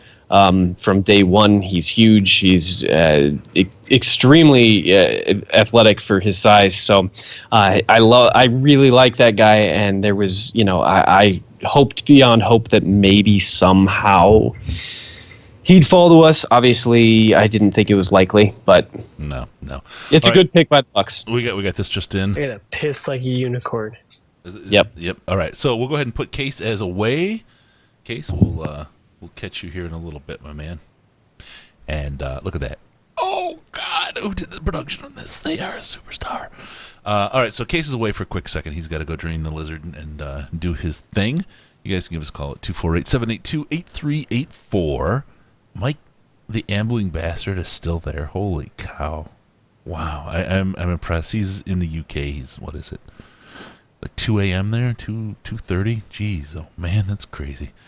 All right, yeah, even I took the day off tomorrow, Mike, and it's not 2 a.m. right now, so you should have thought of that. What a committed guy. So we now have the Washington Redskins on the clock, and after that, the FTPs are up to pick, so it's going to be interesting. Vita Vea, that's a guy that, like Case said, hoping against hope that somehow he would fall down. He's going to be a good player, and he's going to make those crazy kids happy over there. So good stuff. Got a question here from Neil, who was worried about my headset earlier. If we draft Geist, do you think he would be all right with catching a screen pass on 3rd and 15 with no blocking? Well, he better be. Historically, with this team. No, Geist will do whatever he's got to do because he's got to do it. Oh, man. Okay, so that's that. And you're right, Shiner. I don't think we're getting Geist. I really, really don't. If we go offense, I kind of talked about this in the last podcast. I think if we're going offense, we're going with a guard, which is why I went with Hernandez, because I think it's protecting Stafford, and it's utilizing the skills that Patricia brings to this team in year one. There's a lot of new coaches, there's new schemes, all those things in place. Matthew Stafford is your franchise. Without Matthew Stafford, a need at quarterback is no place to be in the NFL, right? And you have to protect that guy, and that has to be priority number one. And with the skills and the ability that Patricia's proven to be able to run a series of crappy players into a good defense, that just has to be what they do, and that's it. If they go offense, that's just where my head's at. I don't think I'm going to see them picking up any kind of running back in that first round. I would be surprised, and I would not ever guess that Bob Quinn is on par with the Cleveland Browns type of stupidity when it comes to picks. So anyway, that's where that's at. Absolutely, he needs a running back, Josh. Part of the problem, though, is a running back is not a long-term. I mean, you get to that 4th year of the contract, you start saying, is this guy got gas in the tank? How many runs did he have in college? How beat up is he? All those things, injury, whatever. And where this team is, I don't think they're going to make a deep run this year into the playoffs. So you're already knocking, 1 year on the odometer of a running back. You got a deep class, so you could probably pick up a running back later that's going to be serviceable, and you can turn to the running back position next year. When you're a team that's more got a foothold more to make a run at it, because as we saw with the Patriots, they weren't big on picking running backs. I think we need one enough that we'll pick one. I just think that it's a next year. I think the running back position is a next year. Patricia can coach up Walmart employees on defense. He probably could. I just don't think the running back is this year, even with the depth that we have at that position. All right, the pick's in for the Washington Redskins. So I'll get our graphic up here, and excuse my pick is in graphic. That's the one I'm in charge of. We've got my wife, my son, we got Kurt, we got Nate, all running different pieces of the program here, and the one that I run is the one that's the most fucked up. So just, I don't know what to tell you. All right, so Vita Vea's out with the Bucks, and we got the Washington Redskins with their pick. Number 13 will get Goodell out here to announce it very soon. And thank you guys for the compliments on the voice, the soothing voice. I'm here to talk you off a ledge if you ever decide that you're going to find yourself upon one. Let's see. We got Jiggly Scrub. I feel like the teams you don't expect to make a deep run are the very teams that make a deep run. That's a good point. And there's a point that goes with we're supposedly got the second most difficult schedule this year. That never works out that way. Hi, Case. Hi, I'm back. Welcome back. Yeah, we heard you. Oh, sorry. Oops. We were trying. I was trying to get razzed about the Lions, but I wasn't letting him. So you were trying to get razzed. My host was trying to razz me about the Lions, and I wasn't letting him. Well, you're here just in time to hear Goodell. He's going to keep trying, I think. So you did the right time here. Okay, listen in on what we have from Goodell. Shoot. The Washington Redskins select Deron Payne. Pain Train. That was my pick. Yeah, that was your guy. I know you were. I'm not surprised. He went, it's maybe a little early. I know that. I know Sean really didn't want him, so Sean's happy right now. But Joshua Ray, we're gonna get Deron Payne, please. Boop boop boop boop. Oops. Sorry, my friend. It's all right. It might mean I think the other player that I'm hoping we take at this point is Davenport, and I know that's not everyone agrees with that. I like him, and I like his potential personally. Obviously, a lot of people want Landry too, and I'd be okay with that. I think that with these last two picks, that it's the likelihood of one of those two guys falling to us has gone up. I do think that, to me, Brian is kind of the guy that I don't want, but that's just my personal opinion on it. But that we have such need in the interior of the defensive line says that's still a likely outcome. Right. So, yeah. Packers.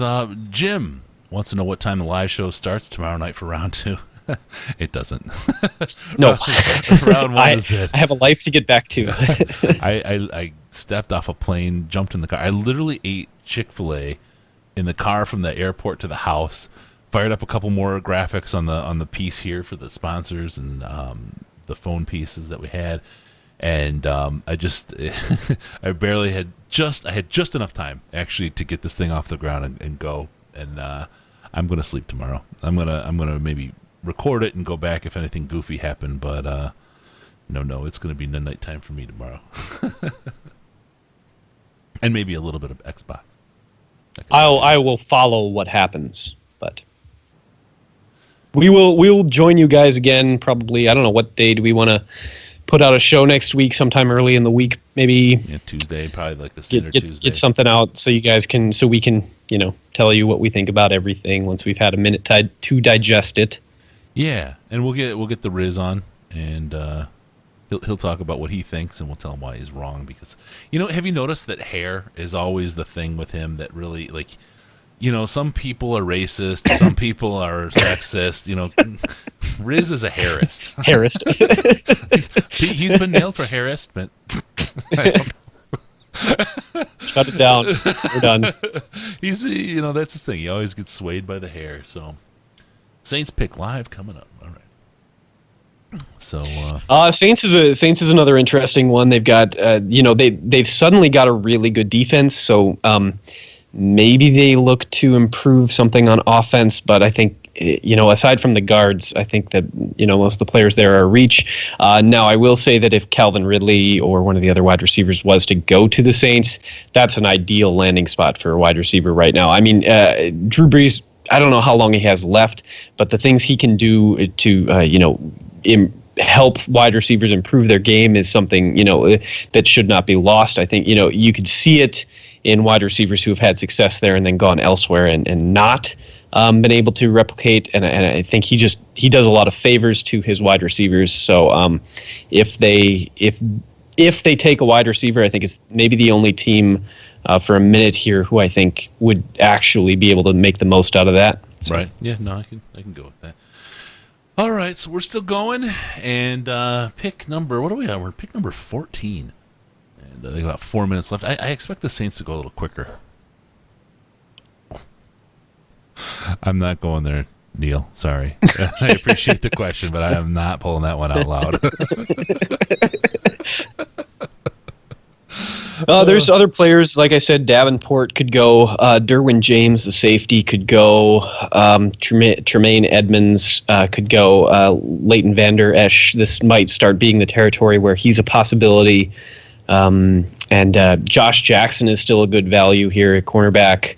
Although, like I say, personally, I don't care for first-round cornerbacks in general, but... Oh, yeah? You're not a big fan of Matt Stafford? You bastard. Cornerbacks. Oh, I thought you said quarterbacks. Damn it. No. Damn it. Why don't you let me... Is that a chair you're sitting on or a fence? I just want to make sure. Okay. Oh, Nice I don't know. back going on. Wow. All right, so that's where we're at. Waiting for the pick from the Saints. Just keep it moving. Keep it moving. Chris's death, yes. We hear you. Let's see what we got going on here. Hey, welcome to the show, caller. What's your name? Hey, this is Justin. I got a small draft while we got some downtime for you. Got 3 picks here. Okay, yeah. I want you to pick which is the most useless here. I got Deion Sanders commentary, my Matt Prater workout video, or Matt Patricia's pencil. You guys go ahead and pick them in order. Thanks. I definitely have an opinion on this. I have to give the pencil. I think the pencil is like the best of all of them, right? Like the totally, absolutely. You never know when it's like I carry a handkerchief around because you never know when you're going to need it. It's he carries a pencil around because he never knows when he's going to need it. What is this, 1952? You're carrying a handkerchief? Like a bandana, not like a whatever. Wow, it comes in. I learned some. Weird things about if I need to rob a liquor store and I don't have a bandana, what am I going to? We need to shore up some lumber or measure out something. So I think Patricia's pencil is number 1. I definitely would go with Matt Prater's workout video number 2. Yeah. That's good. I see that I aspire to that dad bod. So we're that is the body I've been searching for. Right. Exactly. Yeah, it would be an upgrade for some of us. All right, and then what was? Oh, I forgot the third one. It was Deion Sanders. Deion Sanders. That's dumpster fire. Anything that comes out of his mouth is crap. I mean, I really despise anything he says. I was never a big fan of Deion Sanders. So. Oh, he was an amazing player, but I just don't need to hear him talk. He was all right. He was good in the MC Hammer video, though. I don't know if you saw it. That's fair. I'll give him pumps and a bump. Look it up. I'll give him that. Deion. The problem I've always had with Deion is how much he loves Deion, and I just for me it turns me off enough that I just kind of shut down and throw everything he says into that flaming dumpster. So yeah, that was a good list, though. Thank you, man. All right, thank you guys. All right, have a good one, bro. All right, I'll play those games. Those are good. Those are fun. Do that. Fun. All right, so pick is in for the Saints. It is in. I'll make it blank this time. All right, so Saints are in. Pick 14 is in. We're going to get Goodell here right now making the pick. Case, go ahead and listen in and see what he says when we pick him up on the audio here. You're a little bit earlier calling it out than Goodell is. I will hold off a few seconds. I think my direct TV is a little bit behind you're on cable, aren't you? Yeah. Yeah, that's damn satellites. It's got to go up. It's got to come down. It's got to descramble. Can't explain that. It's like I throwing can't a good explain ICP reference. How all this shit works. All right. Yeah. A fleur-de-lis. I just can't imagine that. It doesn't. You've got this like the Bears and the Lions, and you got all these rumbling Ravens, Raiders, rough sounding names. and Out of Rutgers running and Ray Rice. all these rough logos, but no, the Saints. First off, the Saints, and then they got a fleur de lis. Oh, we got a flower. No. I like the Saints logo. Oh God, I just knew you would.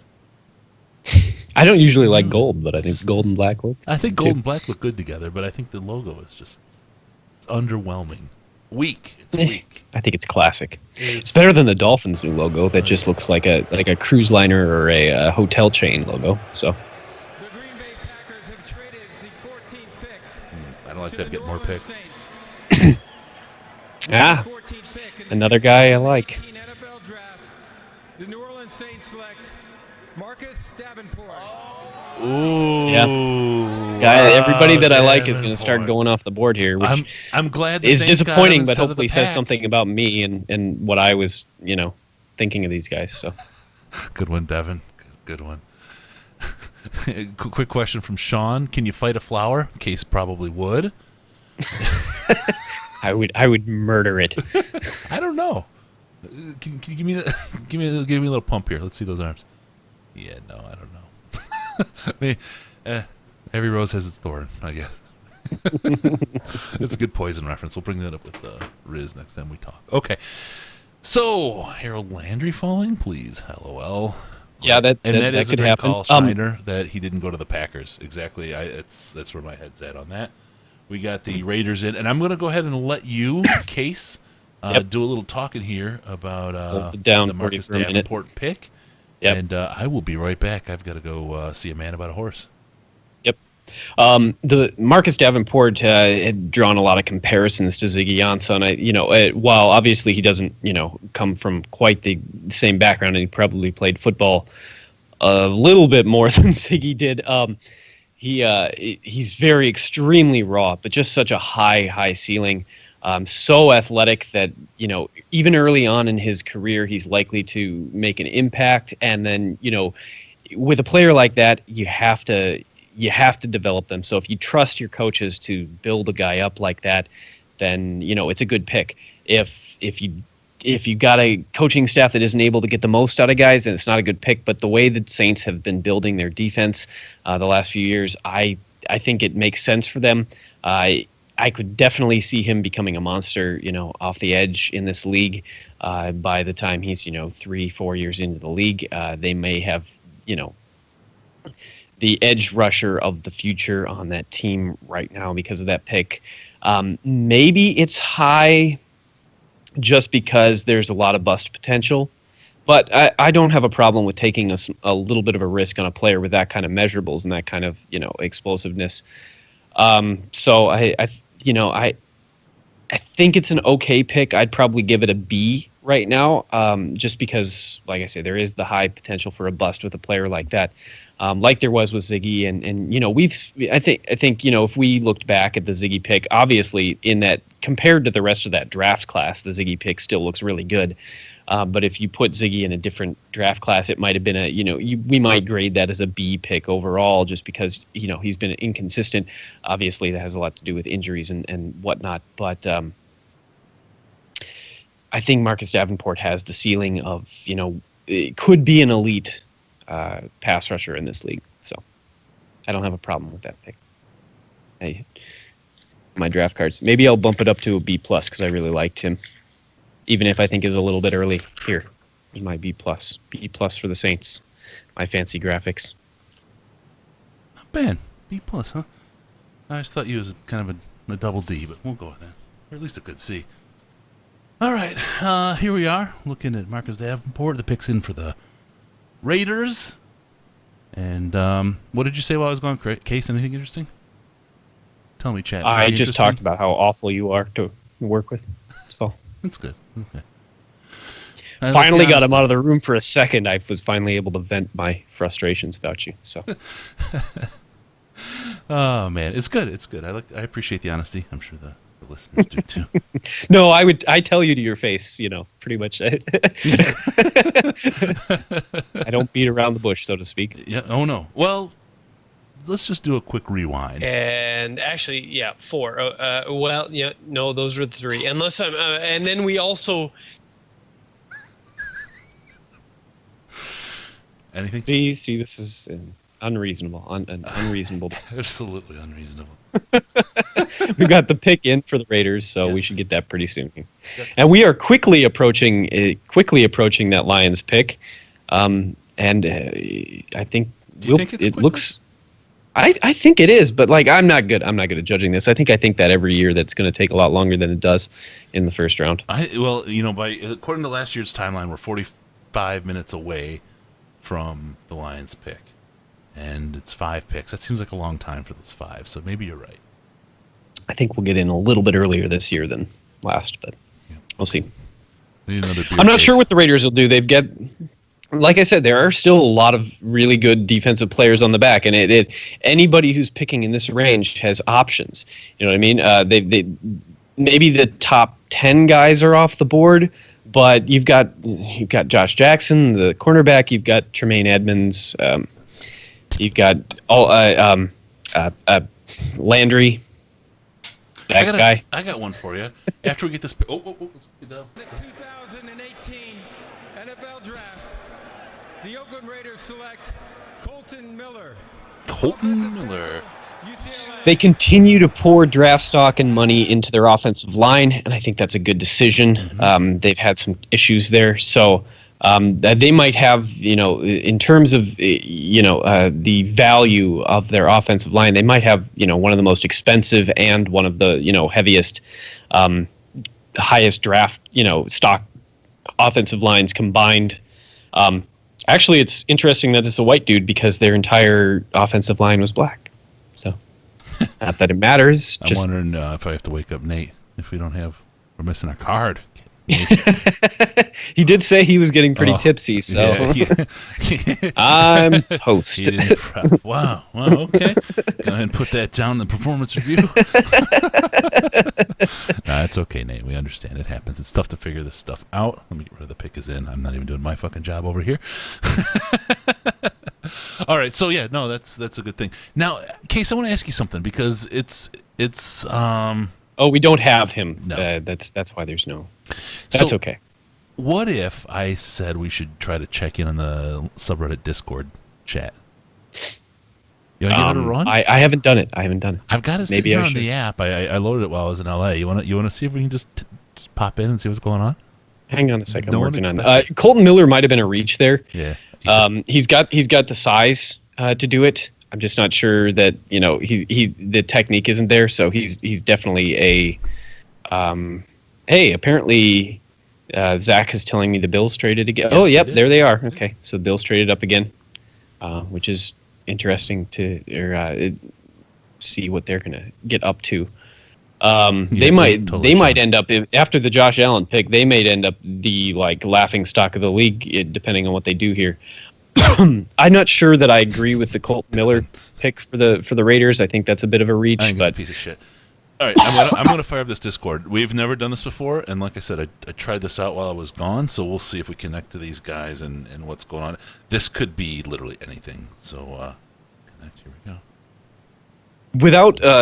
Without all the information directly in front of me, I'm not sure what the Bills have been giving up to make these moves, but it really could be a significant thing that they've cost themselves to go get Josh Allen. And once again, I get going after the franchise quarterback you think is a franchise quarterback, but for that particular quarterback that's such high risk, I don't know. I don't love it. Yeah, no one's in it. No one's in the voice. And their pick is in.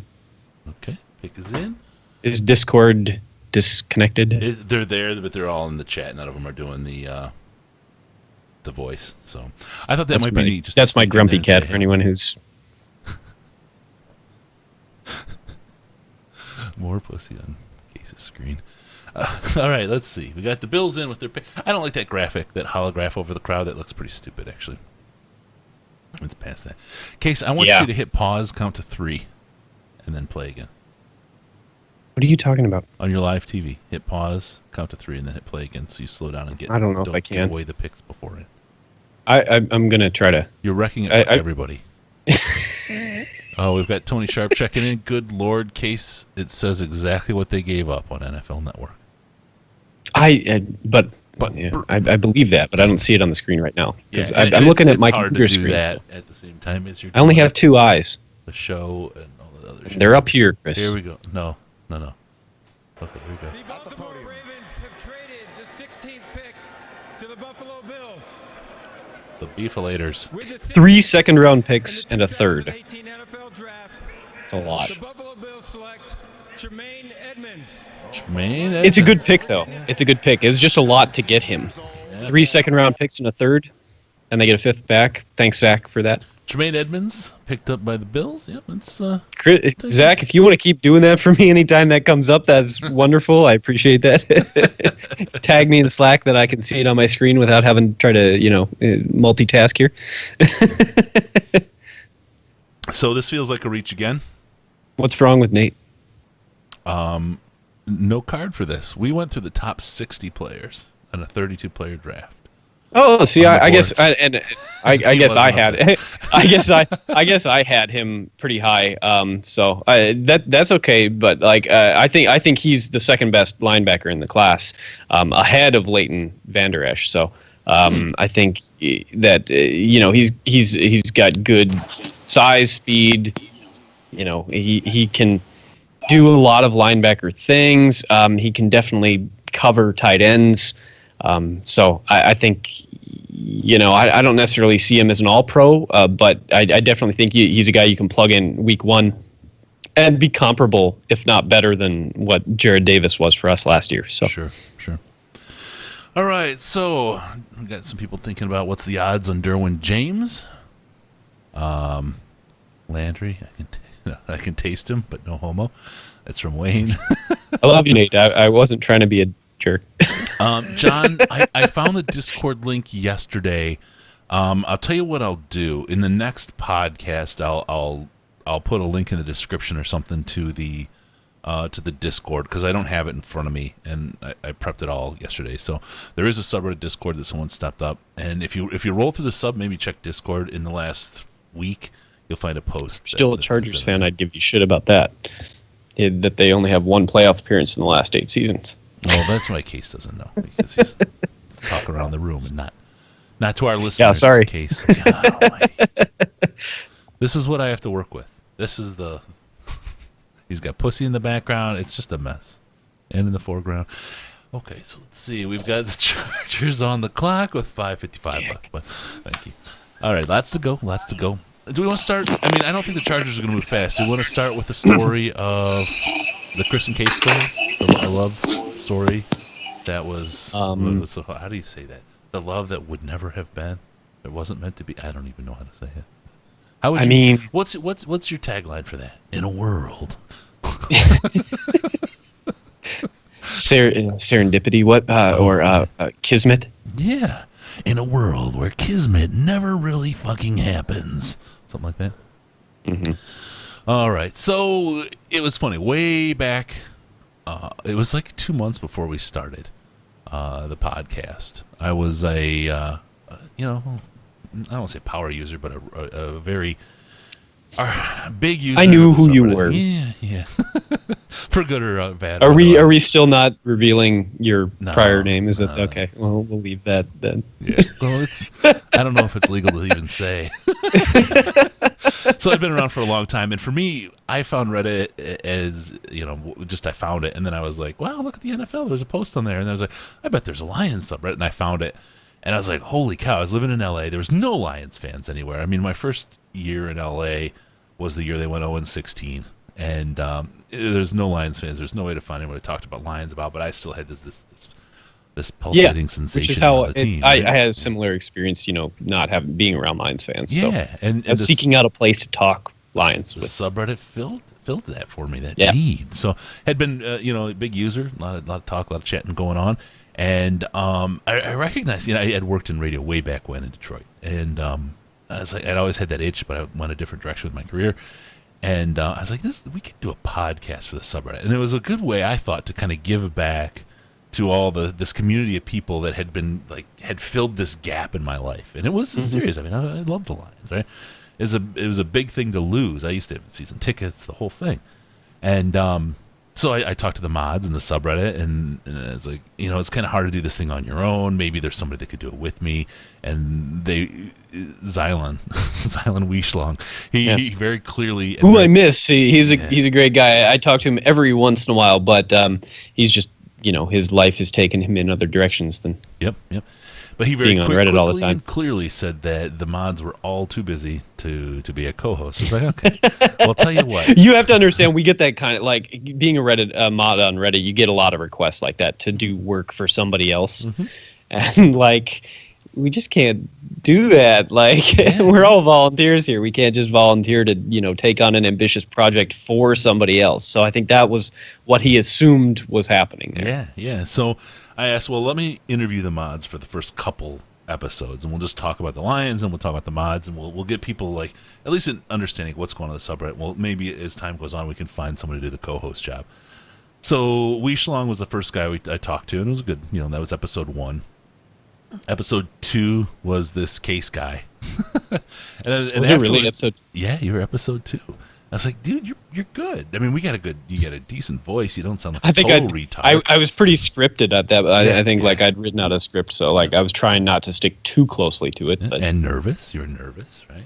Yeah. Pick is in. And so, it was like, man, you're good. He's in. You're like, I got to think about it, right? So we had John for another one. I think the third one or the fourth one was when we did the Aussie guys thing, right? First time we went with the Aussie guys who were And I still do their show every year. Yep. Yeah. I like those guys a lot. They like me a lot. So it's a good... Their eyes are up here. So anyway, so we did that, and it just really started working. And Case was like, "Yeah, I'm in. Let's do this thing." And then episode 7, I'll never forget it because for me that was a real turning point for the show. That's when we had Jim Brandsetter join us, and that was like, that's crazy. Yeah. We did that so early. Yeah. So he came on and did a great job, and we started finding our groove. And here comes Goodell. We'll go with more of This Is Us after this. All right, Goodell out with the Chargers pick. Let's see how they do. With the 17th pick in the 2018 NFL Draft, the Los Angeles Chargers select Derwin James, defensive back. Yep. Does not surprise me. That is a good. That's a a solid value pick at that point. Yep. So and this Derwin James card haunts me because it's the one we used as we were going through all the testing and everything else. That was the one card we had done early. I'm like, here it is again. So anyway, so we did our thing, and we had Brandsetter on early, and from there we just kind of became the odd couple in a funny kind of way, because Case and I never likely would have crossed paths, and even if we had, we probably would never have become friends. But over time, I mean, we've really grown to know each other, enjoy each other's company, and This is where we are. But it's a funny story how we met. He would just happen to be a mod who I was gonna, I scarfed up for co-host, and next thing you know, we really kind of we did well. Hugs around, man. Hugs all the way around. So that's the story for those folks that wanted to know how it all came together. And I mean, Case sucks now. I mean, we could do so much better, but he's just part of the show, so we just kind of have to go with it. Without his Guam, we're nothing. So. We should just replace both of the co-hosts of this show and let this thing go. It would be money to replace those two dickheads. So Derwin James, I honestly see him as quite a bit, as a similar. I don't want to say he's the same, but with a similar type of guy as Minkah Fitzpatrick, just kind of a tier down. You play him at strong safety. But as a hybrid linebacker as well. Mm-hmm. I don't know that he can cover quite as well as Minkah can, but he's not totally inept there. So you can put him on linebacker, or you could put him on tight ends. You could put him on running backs. You could send him to blitz sometimes, although I don't think that'll be as likely with him, as it will be with Minkah. Right. But he's a very good player, and I think this was a good spot for him in terms of value. So. I think they did a good job. Coming up going here. Oh yeah. Did the Packers trade into that spot, or is that where they traded back to from their previous trade? This is coming up. Packers pick live. That's where they probably dropped to. That's the flip that they made. So I don't know. Zach, text him. Let him know what's going on. Are you on the Slack, or is he texting you? I'm hoping he'll hit me up on Slack with some details when he sees them. So good. Yeah, Slack is a bridge too far for me to manage right now. It's one of like the 12 windows I have open. So okay. Sean Lemon in there with the big news. They traded back and then up. Okay. Now the question is, someone's got to do the math on that. How much did they lose or gain value wise for those picks? Because those picks have a certain value associated with each one of them, right? Right. And I think that the draft pick calculator is a little outdated at this point, and I think that it'll probably get, within the next couple of years here, somebody will actually revamp it, because I don't necessarily think, and I think it changes from year to year depending on the talent available in the first round, because if you've got a really strong draft class, that the value of those picks is higher than it would be in a different year. So you could trade up and give away a little bit more, and it doesn't necessarily hurt you as much. This like on from a math standpoint as it would other years. But there's some hilarious stuff going in the chat about Chef Curry Sauce. Trev says, if the Packers get Geist, Chef will turn inside out like a dying star. Jiggly Scrub, Chef's heart rate has to be as wild as when Stafford's leading a 2-minute comeback. I bet he's sweating right now. Oh, man, good times. Some drama. All right, 10 o'clock, and we're on pick number 18. It's going to be ahead of time, isn't it? A little bit. Yeah. Could be a like little 15 bit. minutes. Yep. Oh, man, that's good. Chef Curry Sauce, Joshua. Without these Subreddit, fancy DetroitLions.reddit.com. Probably some of the best lines. You got to understand, though, there's a little bit of a gestalt about the Detroit Lions subreddit. And every kind of place has, MLive Comments has its own, like, culture. Cancer, right? That's their gestalt, is cancer. Pancreatic, too. I mean, it's terminal fucking every time, right? There's a lot of meme stuff going on in the subreddit. It's if you can kind of sit back and enjoy, kind of soak it in and enjoy it. It really is a rainbow of flavors, all going off in your mouth at one time. Oh, sorry. Anyway, there's a lot of really, really great stuff, and it's a really diverse audience of folks. I mean, when I started, there was like 7,000 subscribers, and now we're up to like, what is it, 30,000, somewhere in there. Great stuff. A lot of fun stuff going on. Chef Curry Sauce is well known for his meme magic that he continues to put out there. Some people hate the memes, right? It's not just part of the ongoing conversation, but great. He and I have stuff. come to have a relatively healthy relationship, even though we don't always see eye to eye. So are you always the bottom, or do you switch it out? Day to day. That's good. That is healthy. So anyway. Who's the Bears in this relationship? I got complaints about that joke, and I said I wouldn't do it, and then I went right to it. It's like a magnet. It's a gravitational force that cannot be repelled. All right. So anyway, yeah, a lot of relatively healthy, a lot of great stuff going on in this subreddit. So if you're not familiar, DetroitLions.reddit.com, great community.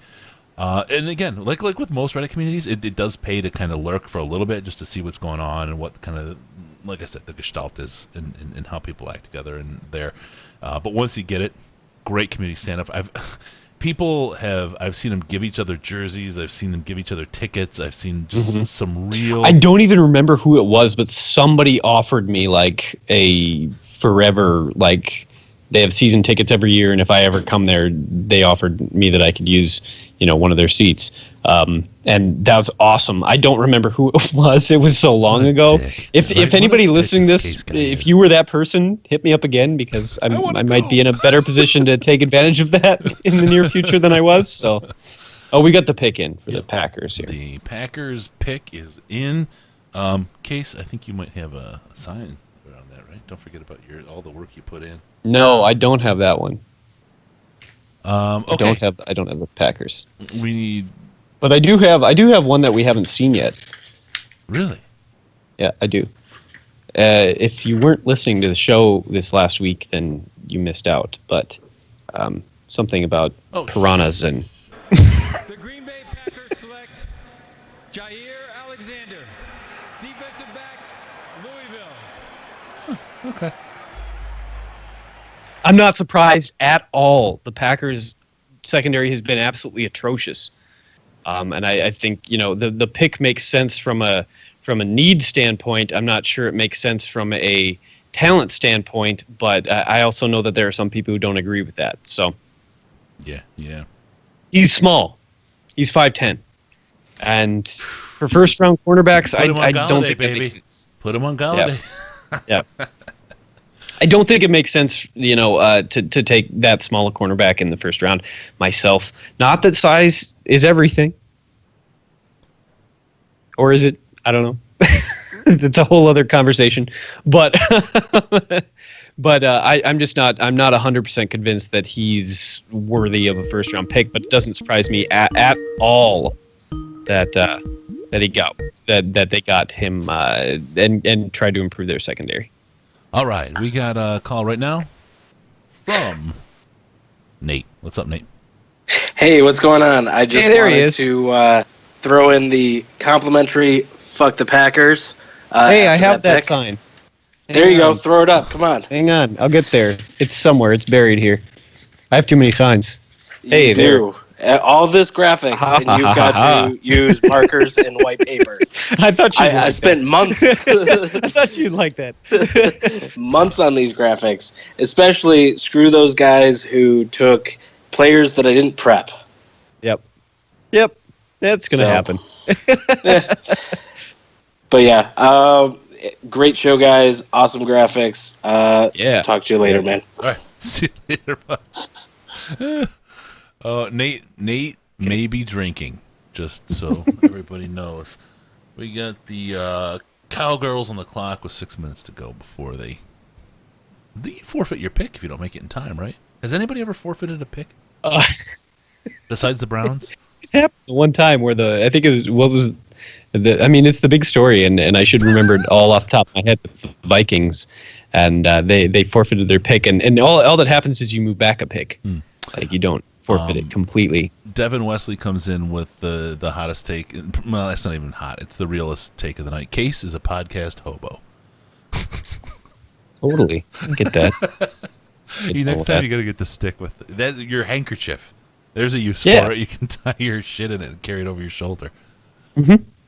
Oh, Cowboys. I do you hate the Cowboys? I mean, besides the whole Pettigrew, face guarding, whatever, hateful playoff game, I've just hated the Cowboys since like the 90s. See, no. They were my first team when I was a kid, and I didn't know any better. Emmitt Smith and Barry Sanders were my two favorite players. So and I didn't understand, I didn't really watch football. So I didn't understand that Barry was clearly better. I just, I saw Emmitt Smith play in Super Bowls. So that, I thought that obviously he's better, because I didn't know shit. I didn't know anything about anything. So Emmitt Smith was my favorite player when I was a kid. So, no, I don't hate them. Any team that has a fan base that's like 90% bandwagoners, then there's a level of The only thing you need to watch, Case, is the chat right now and all the boos you're getting. That's great. Jim, you make a good question. Didn't they vote themselves America's team? Does it even count? I would be all over that, but then I go back and say, well, what about the Hockey Town thing? Because as fitting as Hockey Town is, or at least it was, these last 2 years haven't been Hockey Town land, but we named ourselves Hockey Town, and it hurts. It just hurts. Otherwise, it'd be all The other thing I appreciate about the Cowboys is that every time we play them, it's a crazy fucking game. Neil? The most entertaining games that I've watched over the last 10 years have been Cowboys-Lions games, I think. So, yep. Calvin almost breaking the single game, receiving yardage record, crazy comebacks, things, I think that game in particular may have been the most emotional I ever got at a Lions game. So Neil comes in with, I don't own any Ed Hardy clothes. I don't say fam regularly, and I've never been convicted of domestic violence, so I can't be a Dallas fan or a Dallas player. That's the only thing keeping you from being a Dallas player. Oh, good point, Sean. Hockey Town's acceptable as we're crazy about hockey. It's a thing for us. America's team is a statement for everyone else. Very good point. We talk about ourselves being hockey town, but we don't say we're America's hockey town.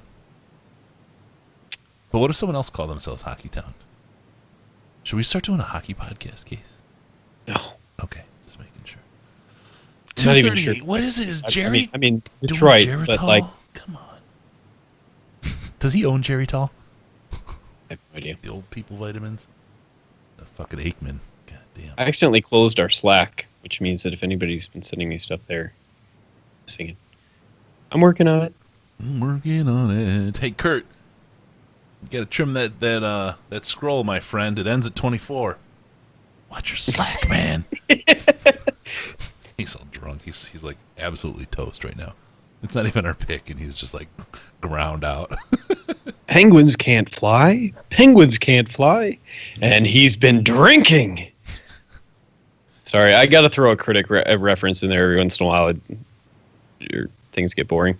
No, Dallas didn't get an extension, Mike. They are just taking every frickin' second on the clock because Jerry Jones is a man who loves the spotlight, and any way he can get it, he'll take it, whether it's domestic violence and dirty shirts or every second of his damn draft pick. So, yep. They've got to get the... Oh, I did. Zach did send me details on...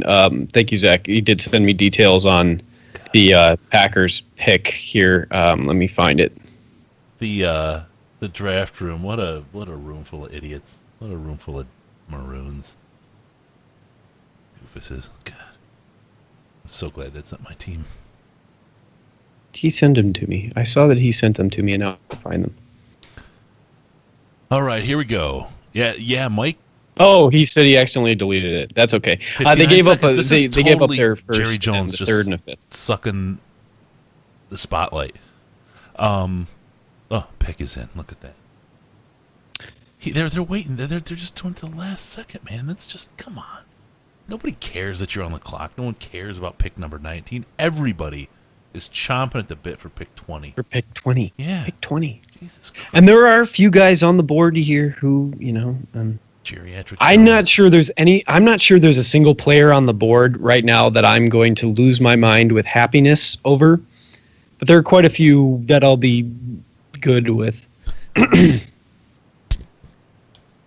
At this point, I would really prefer to see them trade down, but everybody always wants to trade down. So yeah, it's just it always is risky and costly to trade up. Finding that partner, everyone talks about it, and Dan made a really great point about that. Is if your guy isn't there, you're not trading. If it don't fit, don't force it. Yeah, that's what he said. That's exactly what he said. All right. I think that was G-Love in the special sauce. All right. I'm showing my age, maybe. RG1. This is RG. Bob Goodell. Clap. The Cowboys picked all these players because they're America's team. The draft is a week-long celebration of football at all levels, and we salute those who play and coach high school football. He's popping the mic really bad. He really needs to work on that. Joining us for the Cowboys selection are members of 6 high school football teams here in Arlington, Texas. I don't care. God, I can't even listen to him. I really get the booing. He's not just because of his role. He's just like uninteresting, completely uninteresting. I really do think that it wouldn't matter who the commissioner was; they'd get booed. So with the 19th pick, Pete Rozelle didn't get booed. He's less funny than. This is wonderful. I have an argument. Wow. Sorry, I didn't actually say his name before. No, you're I had an argument with one of the other former mods from our NFL about this, and I said he'd go before pick 20, and Risden told us he'd go before pick 20, and now I get to gloat that he went before pick 20. Are we doing a Riz is wrong segment? Is that what I just heard? No, he was right. Oh, damn. Riz right. and I in this particular instance. To write it down. I'm glad we didn't skip. I don't think he was a fit for what we need, but Nope. All right. So what do you think? We're gonna pick a quarterback. So I mean, oh god, there was a time, a few weeks ago when I would have said Landry. It's absolutely Landry, 100%. I don't know, and I'm not. It could be Geis. I really don't think so with the history these guys have. But I mean, it's not going to blow my mind if it is. I'm not going to be over the moon about it if it is. But I don't know. I hope they find a way to trade down. Yes, we'll see. So I would love multiple. Here's the deal. I would love to get a pick in for the show. I mean, our watchers, the number of people watching right now is through the roof. Yeah, it's great. Of course. Hey, it would suck for the show if we Thanks didn't for get a watching pick. the show. Yeah. Don't forget to go to DetroitLionsPodcast.com if you're going to go to Amazon, or if you need a Lions gear, or you want tickets, or you're going to get any Under Armour gear, any of that stuff. Make sure to go to DetroitLionsPodcast.com, and we'll link you out to that stuff. They give us a kickback, helps the show, helps pay for stuff like this. All right, had to get that in there. But I'm gonna do a plug here. Yeah, nice. Else, so okay. I want us to take a pick for the show's sake because we're just doing the first round.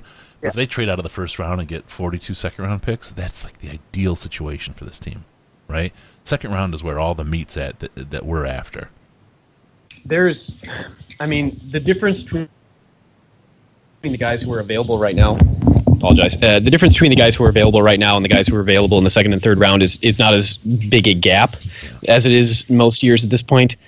So yes, I completely agree. The more if we could add 5 second round picks and no other picks, that would be amazing. Obviously, that's not a realistic outcome, but no. Ooh! The Steelers trade Martavis Bryant to the Raiders for a third round pick. That's interesting. I did not expect to see that happening. That was I thought his value was. I thought his value would have been higher than that, but that's what I'd like to have seen that conversation, because Martavis Bryant last year, everyone was speculating he was going to go. He didn't want to play for him, right? But they worked it out for the year, and they got value for him, and he got to go. Yeah, that's interesting. That story, I would love to have been a fly in the wall for that one. That probably affects your dynasty league. Yeah, it does. Damn it. Yeah. That's not what I'm thinking of. So we got Lions to clock. The Bengals will be up next. This is interesting. Matt Patricia, I really, I hope. Who's our partner? Who do we find? Who wants to trade up to here? Lamar Jackson still being on the board makes anybody who really wants a quarterback a potential trade partner. Anybody who really wants Darius Geis could be a potential trade partner. Otherwise, I don't think there's a defensive player. Isaiah Wynn is still on the board, and that might be the pick that would get me the most interested. Him or Hernandez. Yeah. That might get me most excited if they went with at this point. I was really expecting them to go defense, but considering that both of those guys are on the board and that I think both of those players could easily have gone before our pick, I think those are the picks I think that would make me most happy at this moment in time. So. Oh, yeah, Kurt said the Lions have been on the clock for 6 minutes and they've not said the Lions' name once. There it is. Yeah, of course. That always happens. They never actually talk about them. I think even the year that Ebron came, even though it was a big year in terms of they just didn't. They almost skipped over him entirely. Last year, they almost skipped over him entirely too. Right. All right, pick is in. The pick is in. The Lions have a pick. Oh boy. I will not ruin this. Eric Ebron.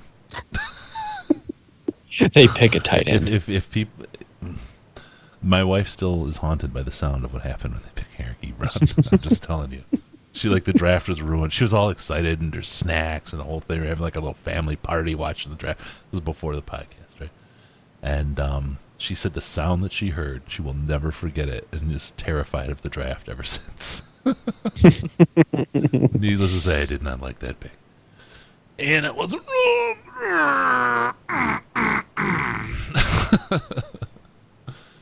Oh, boy. Who did we get? We got Troy Aikman. Okay. If I can take one swing with a bat, just take that jaw. That's all I want. Stop talking. All right, who do you guys? All right, it's in the live chat. Say it. Who do we got? Who do we pick? Quick, before it comes up. I want you guys to pick this pick right now before it comes up on the screen. This is your chance to show how prescient you are. We got Landry, we got Geis, we got Landry, Hernandez, Landry. It's a Landry's. Landry, but I want Hernandez. Win. Landry, tackle, waffle. Jiggly.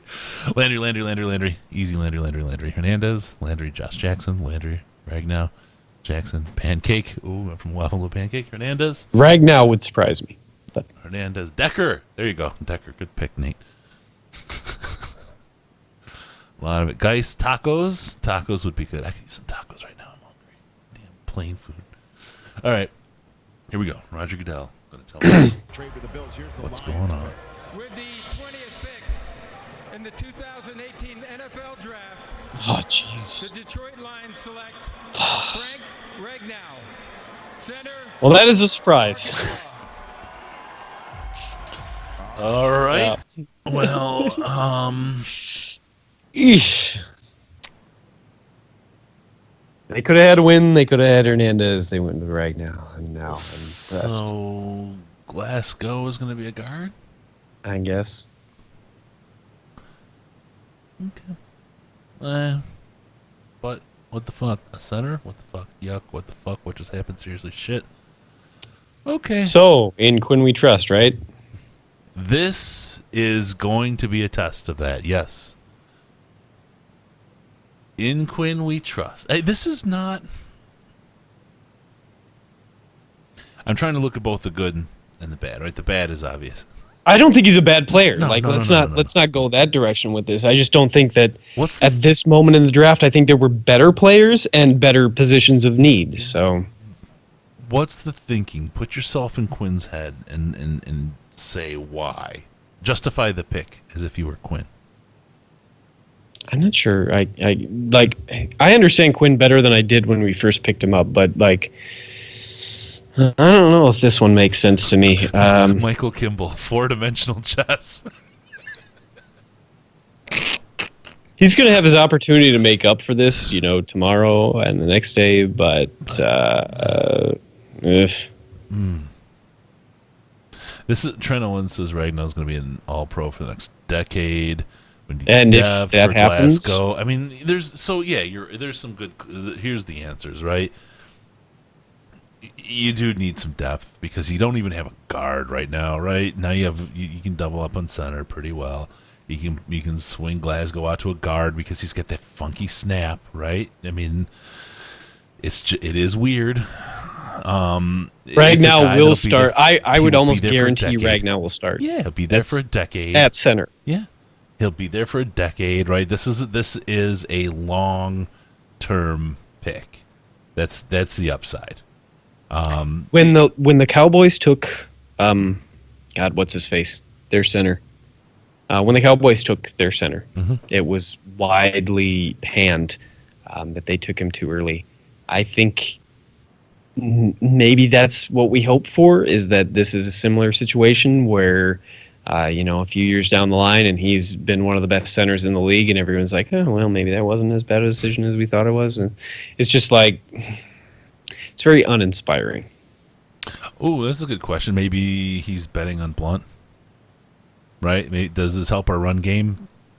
Yeah, I mean it does. It does a little bit. It's right? just like you kind of swing Glasgow out. So with Winner Hernandez, I think it would help him more. But that's that's my opinion, not their opinion, obviously. So yeah, I guess we'll see. Psych crisis it's unsexy. That's a good way to put it. It's an unsexy pick. From most people's big boards going into this, that's the worst value pick so far this draft. Gave up 0 sacks and just 3 hurries in the SEC last year. 2 of the hurries came from LG. Just in terms of the big boards out there, in terms of the mock drafts out there, etc. This is the worst value pick so far. So take that how you will. This is interesting, and so again, I mean, you have to kind of describe the value.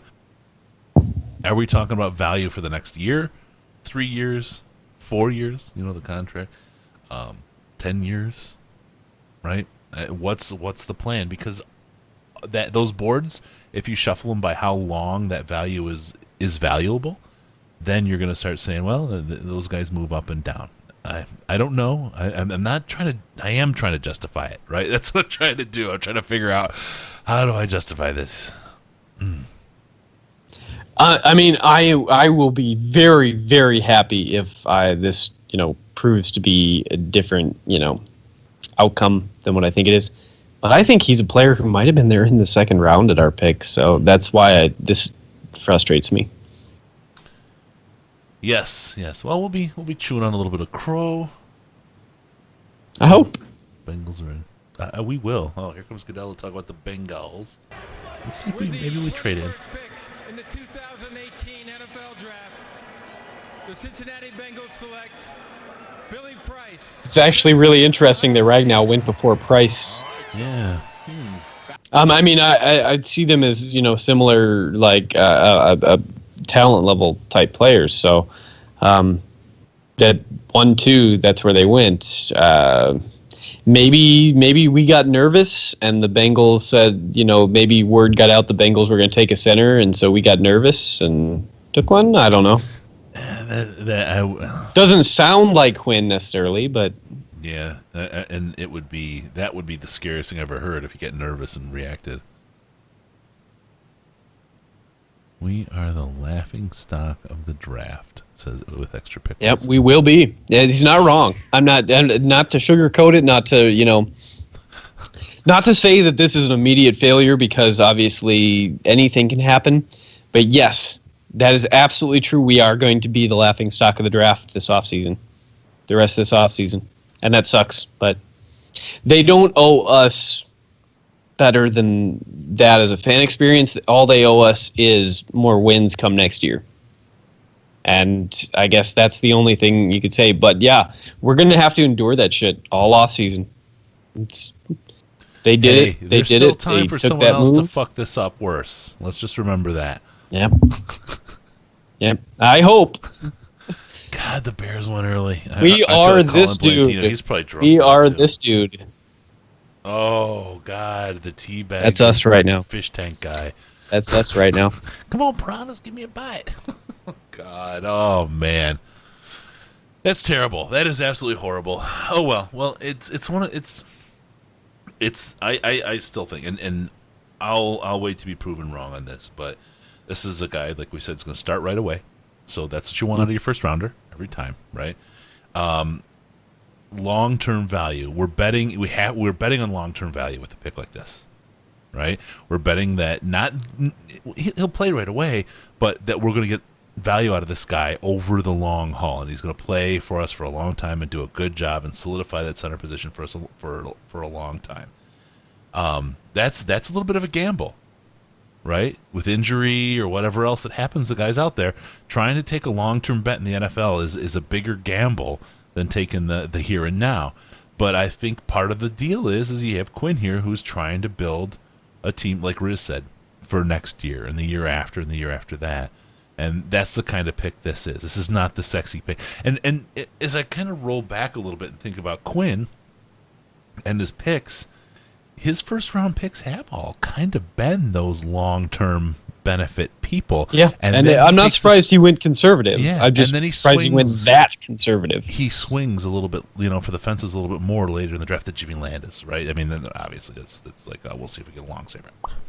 But he takes wilder swings and bigger bites later on. But he conservative is the way to say it. He doesn't want to screw it up early, so he takes a guy that he knows is going to give him long-term value, or that he believes will give him long-term value.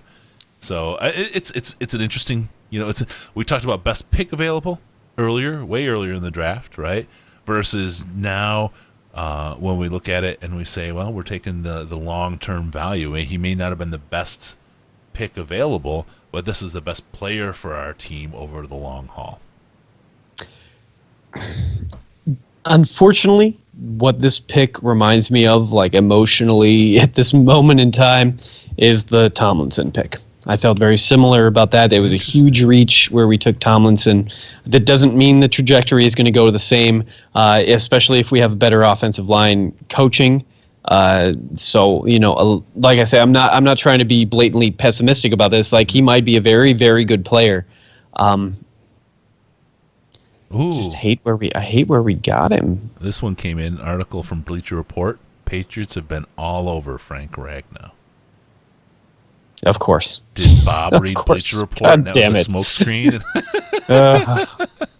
Of fucking course. Why didn't we trade it? No, it's unsexy, but I think there's a lot of value. I mean, this is Quinn talking about the value of the running game, protecting Stafford, all those things. And I said if we go offense, we're going to go line. I thought it'd be guard, but center plays guard too. Yep, I liked both Hernandez and Wynn so much more. So I think that's disappointment for me. Obviously, they'll have their opportunity to prove me wrong. So, and they likely will, like everybody you know. It wouldn't be the first time. It might be the second. Yeah. Yep. Okay, so let's see. What do we got going on? Yeah, well, that's it. Tennessee. Ken in Cincinnati. I missed who picked after us and what they selected. I was too upset. Yeah, I did too. Picks in for. I'm gonna catch it on the tracker down here. Picks in for Tennis Elbow. We'll see who they go for. Even wide receiver. Here we go. I think they're the 22nd pick in the 2018 NFL Draft. Oh, that's right, Billy Price. Select Rashaan Evans, linebacker. It's an alright pick. Alabama. All right. There you go. Ken in Cincy has a good one. Do they hate the way that Glasgow snaps the ball? I just feel like that might be part of it. Yeah, and I'm not going to disagree with that. I do think that might be part of the issue. So, yep. There's one player left who I thought was going to go before now. That's cornerback Josh Jackson. I would expect him to probably go yet in the first round, and if somebody gets him, they're probably getting a good value. Whoever takes Harold Landry at this point is probably getting a good value. I don't remember if Connor Williams got taken or not. But if he didn't, that's probably a good value. At this point, I would expect wait, who did the Titans trade with? Did the Titans trade with the Falcons? I don't have it. Hang on, I got it. Right. I was expecting the Titans or the Falcons take Taven Bryan if we didn't, but I'm not sure. Riz didn't would have taken Landry. That's too bad, Riz. Yeah. Looks like you don't know what you're doing. Oh, no, the Falcons pick at 26, so I think the Falcons will probably take Bryan, would be my guess. I'm interested to see Here's who the the Patriots take. Yeah, I will be too.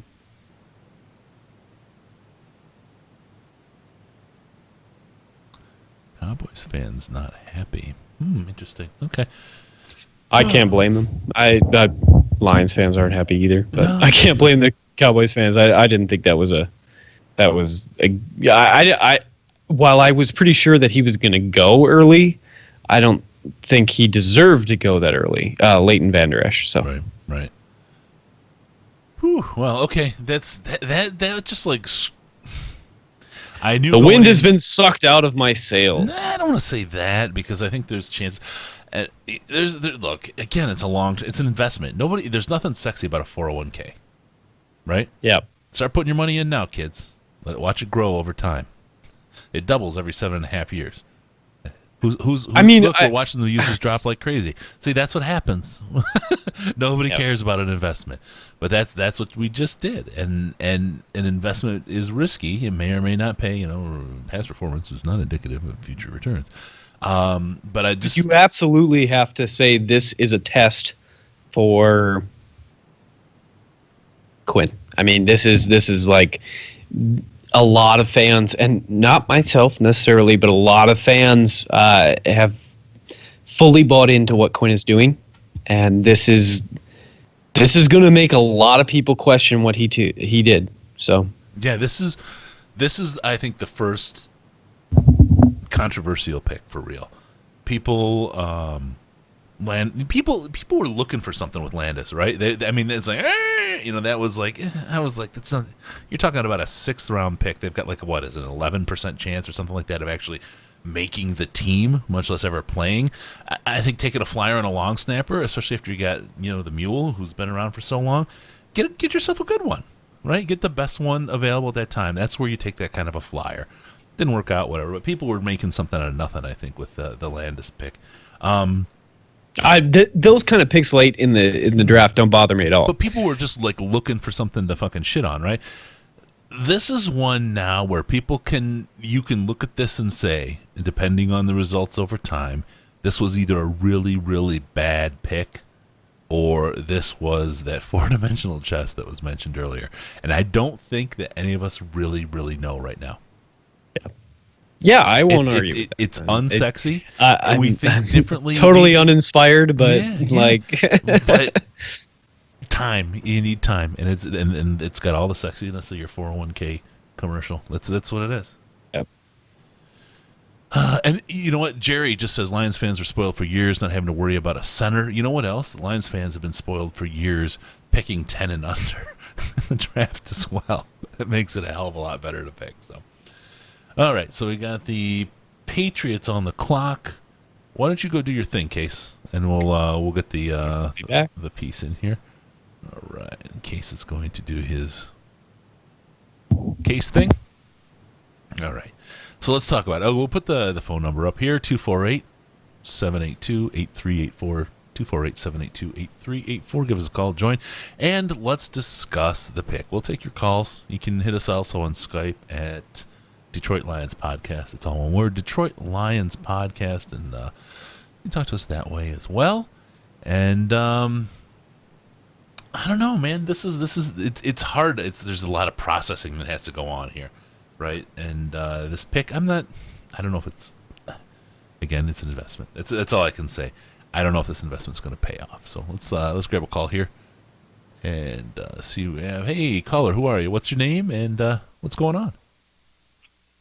Hey, my name's Tim, but you know me on Reddit by Dosey Ball. Hey, what's up? Hey, not much, dude, not much.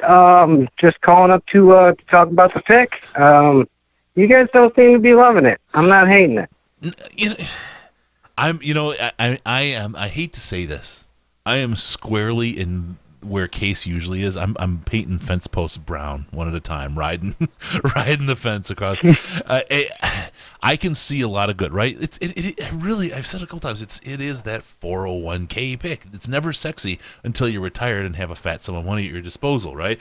It's a over time you see the payout kind of a pick. Tell me.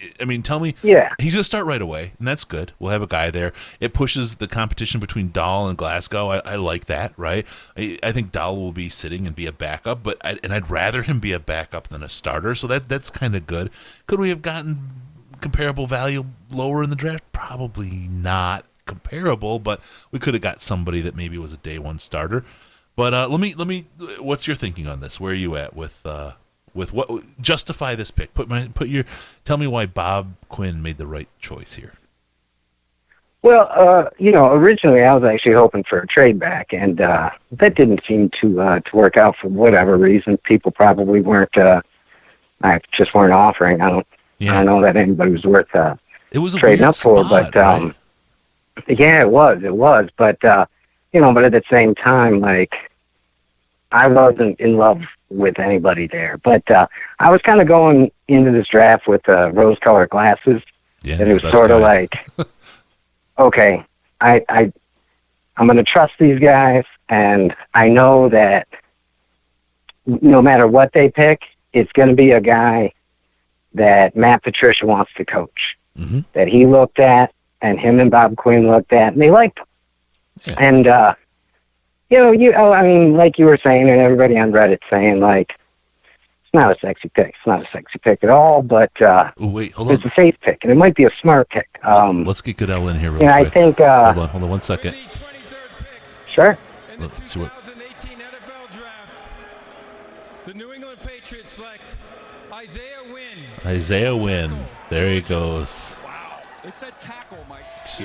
Geez, yeah, there we go. And that was kind of part of what I was going to go with next. Is just for example, I was looking at things, and Mayock had the Bengals taking our guy at their pick behind us, right. And they ended up taking the center too. And as you saw the article about the Patriots, also looking at that general position, center guard. So my thought is, if they had a guy that they liked, they knew that there was a high chance that he wouldn't be there by the time it came back around. I mean, look at this. We've lost 2 guard centers, in the last 3 picks after us. Yeah. So, I think Case seemed a little more down on it than you were, and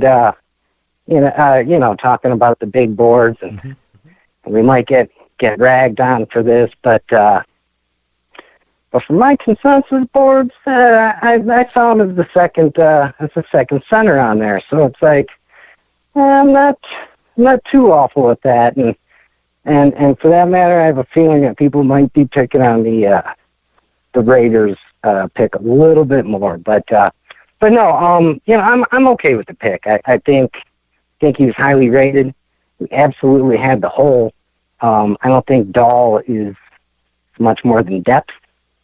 So, we really had to plug that spot. And as you both said, he's probably going to start day one. Yeah. So, I like it.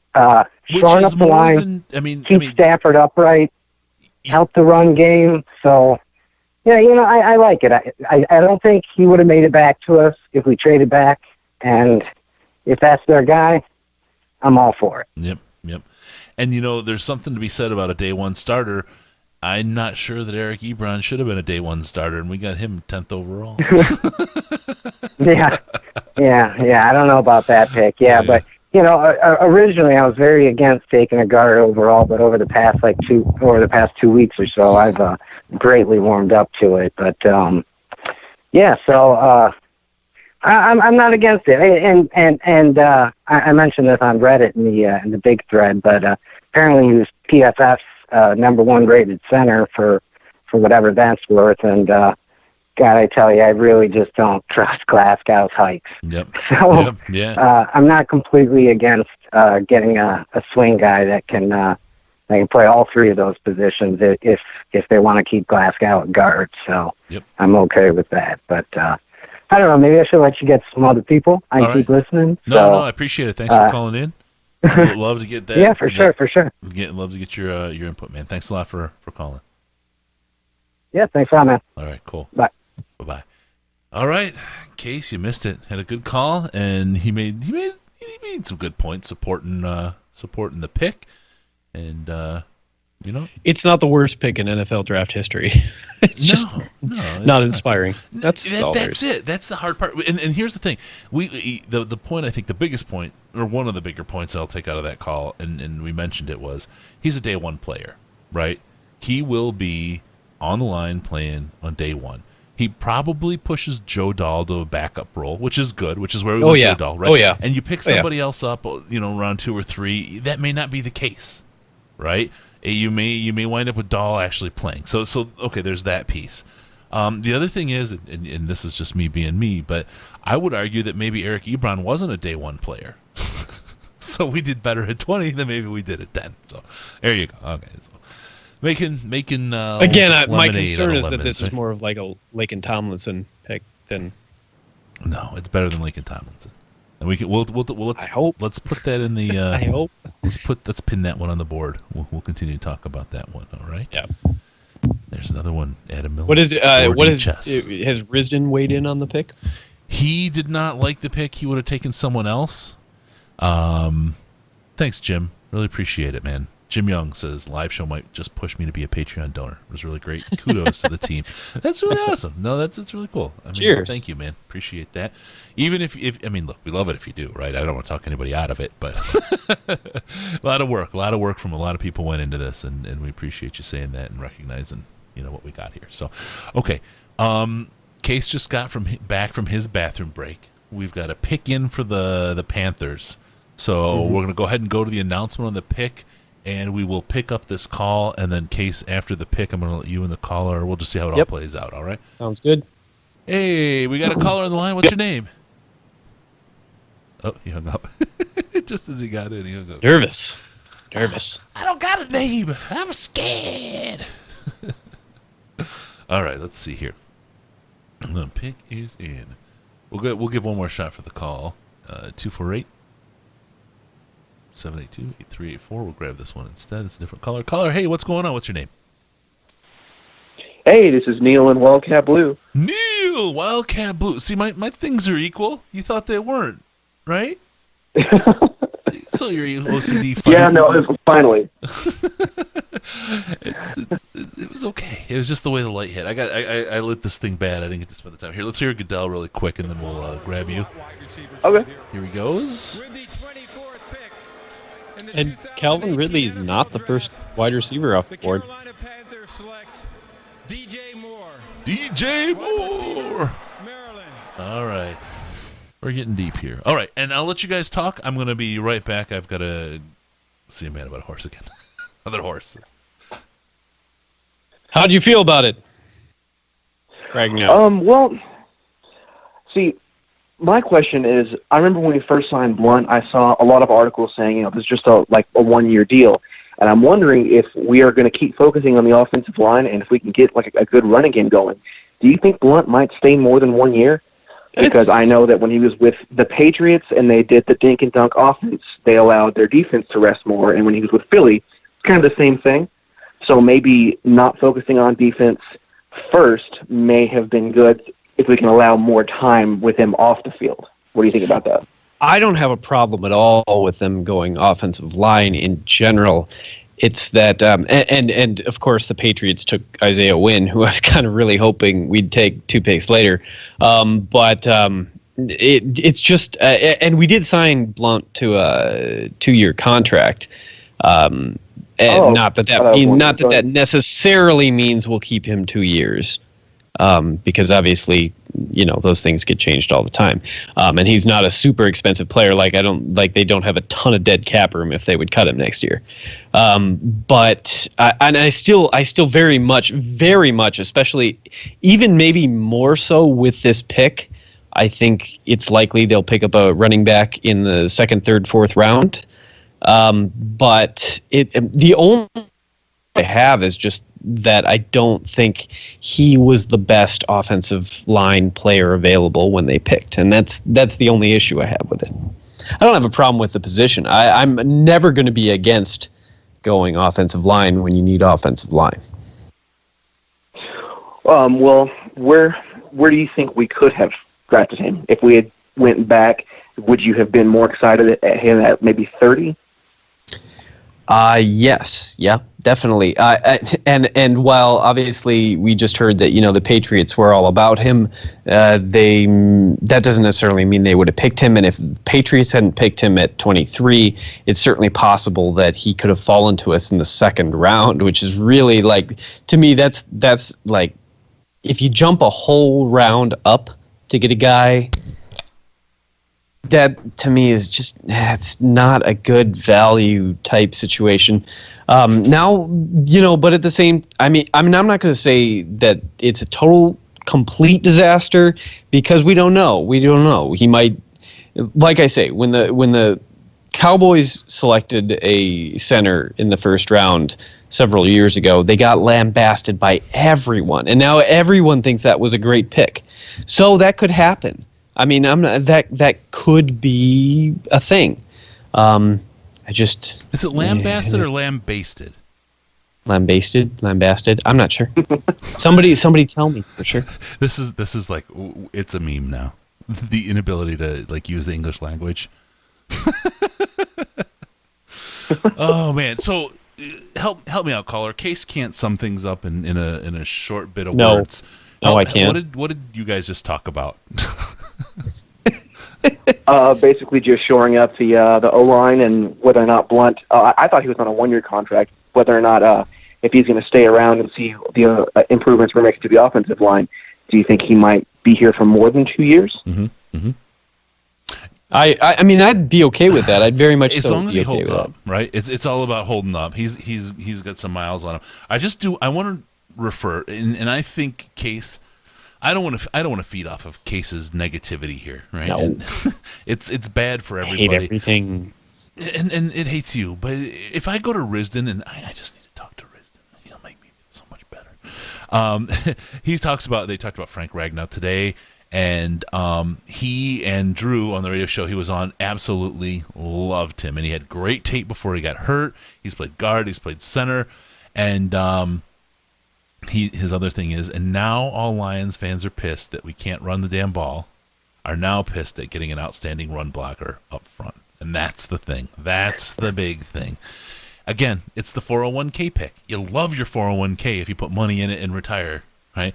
But when you don't, you're like, why did I have a 401k? This is an investment, and this is a good one. It's just not sexy. That's it.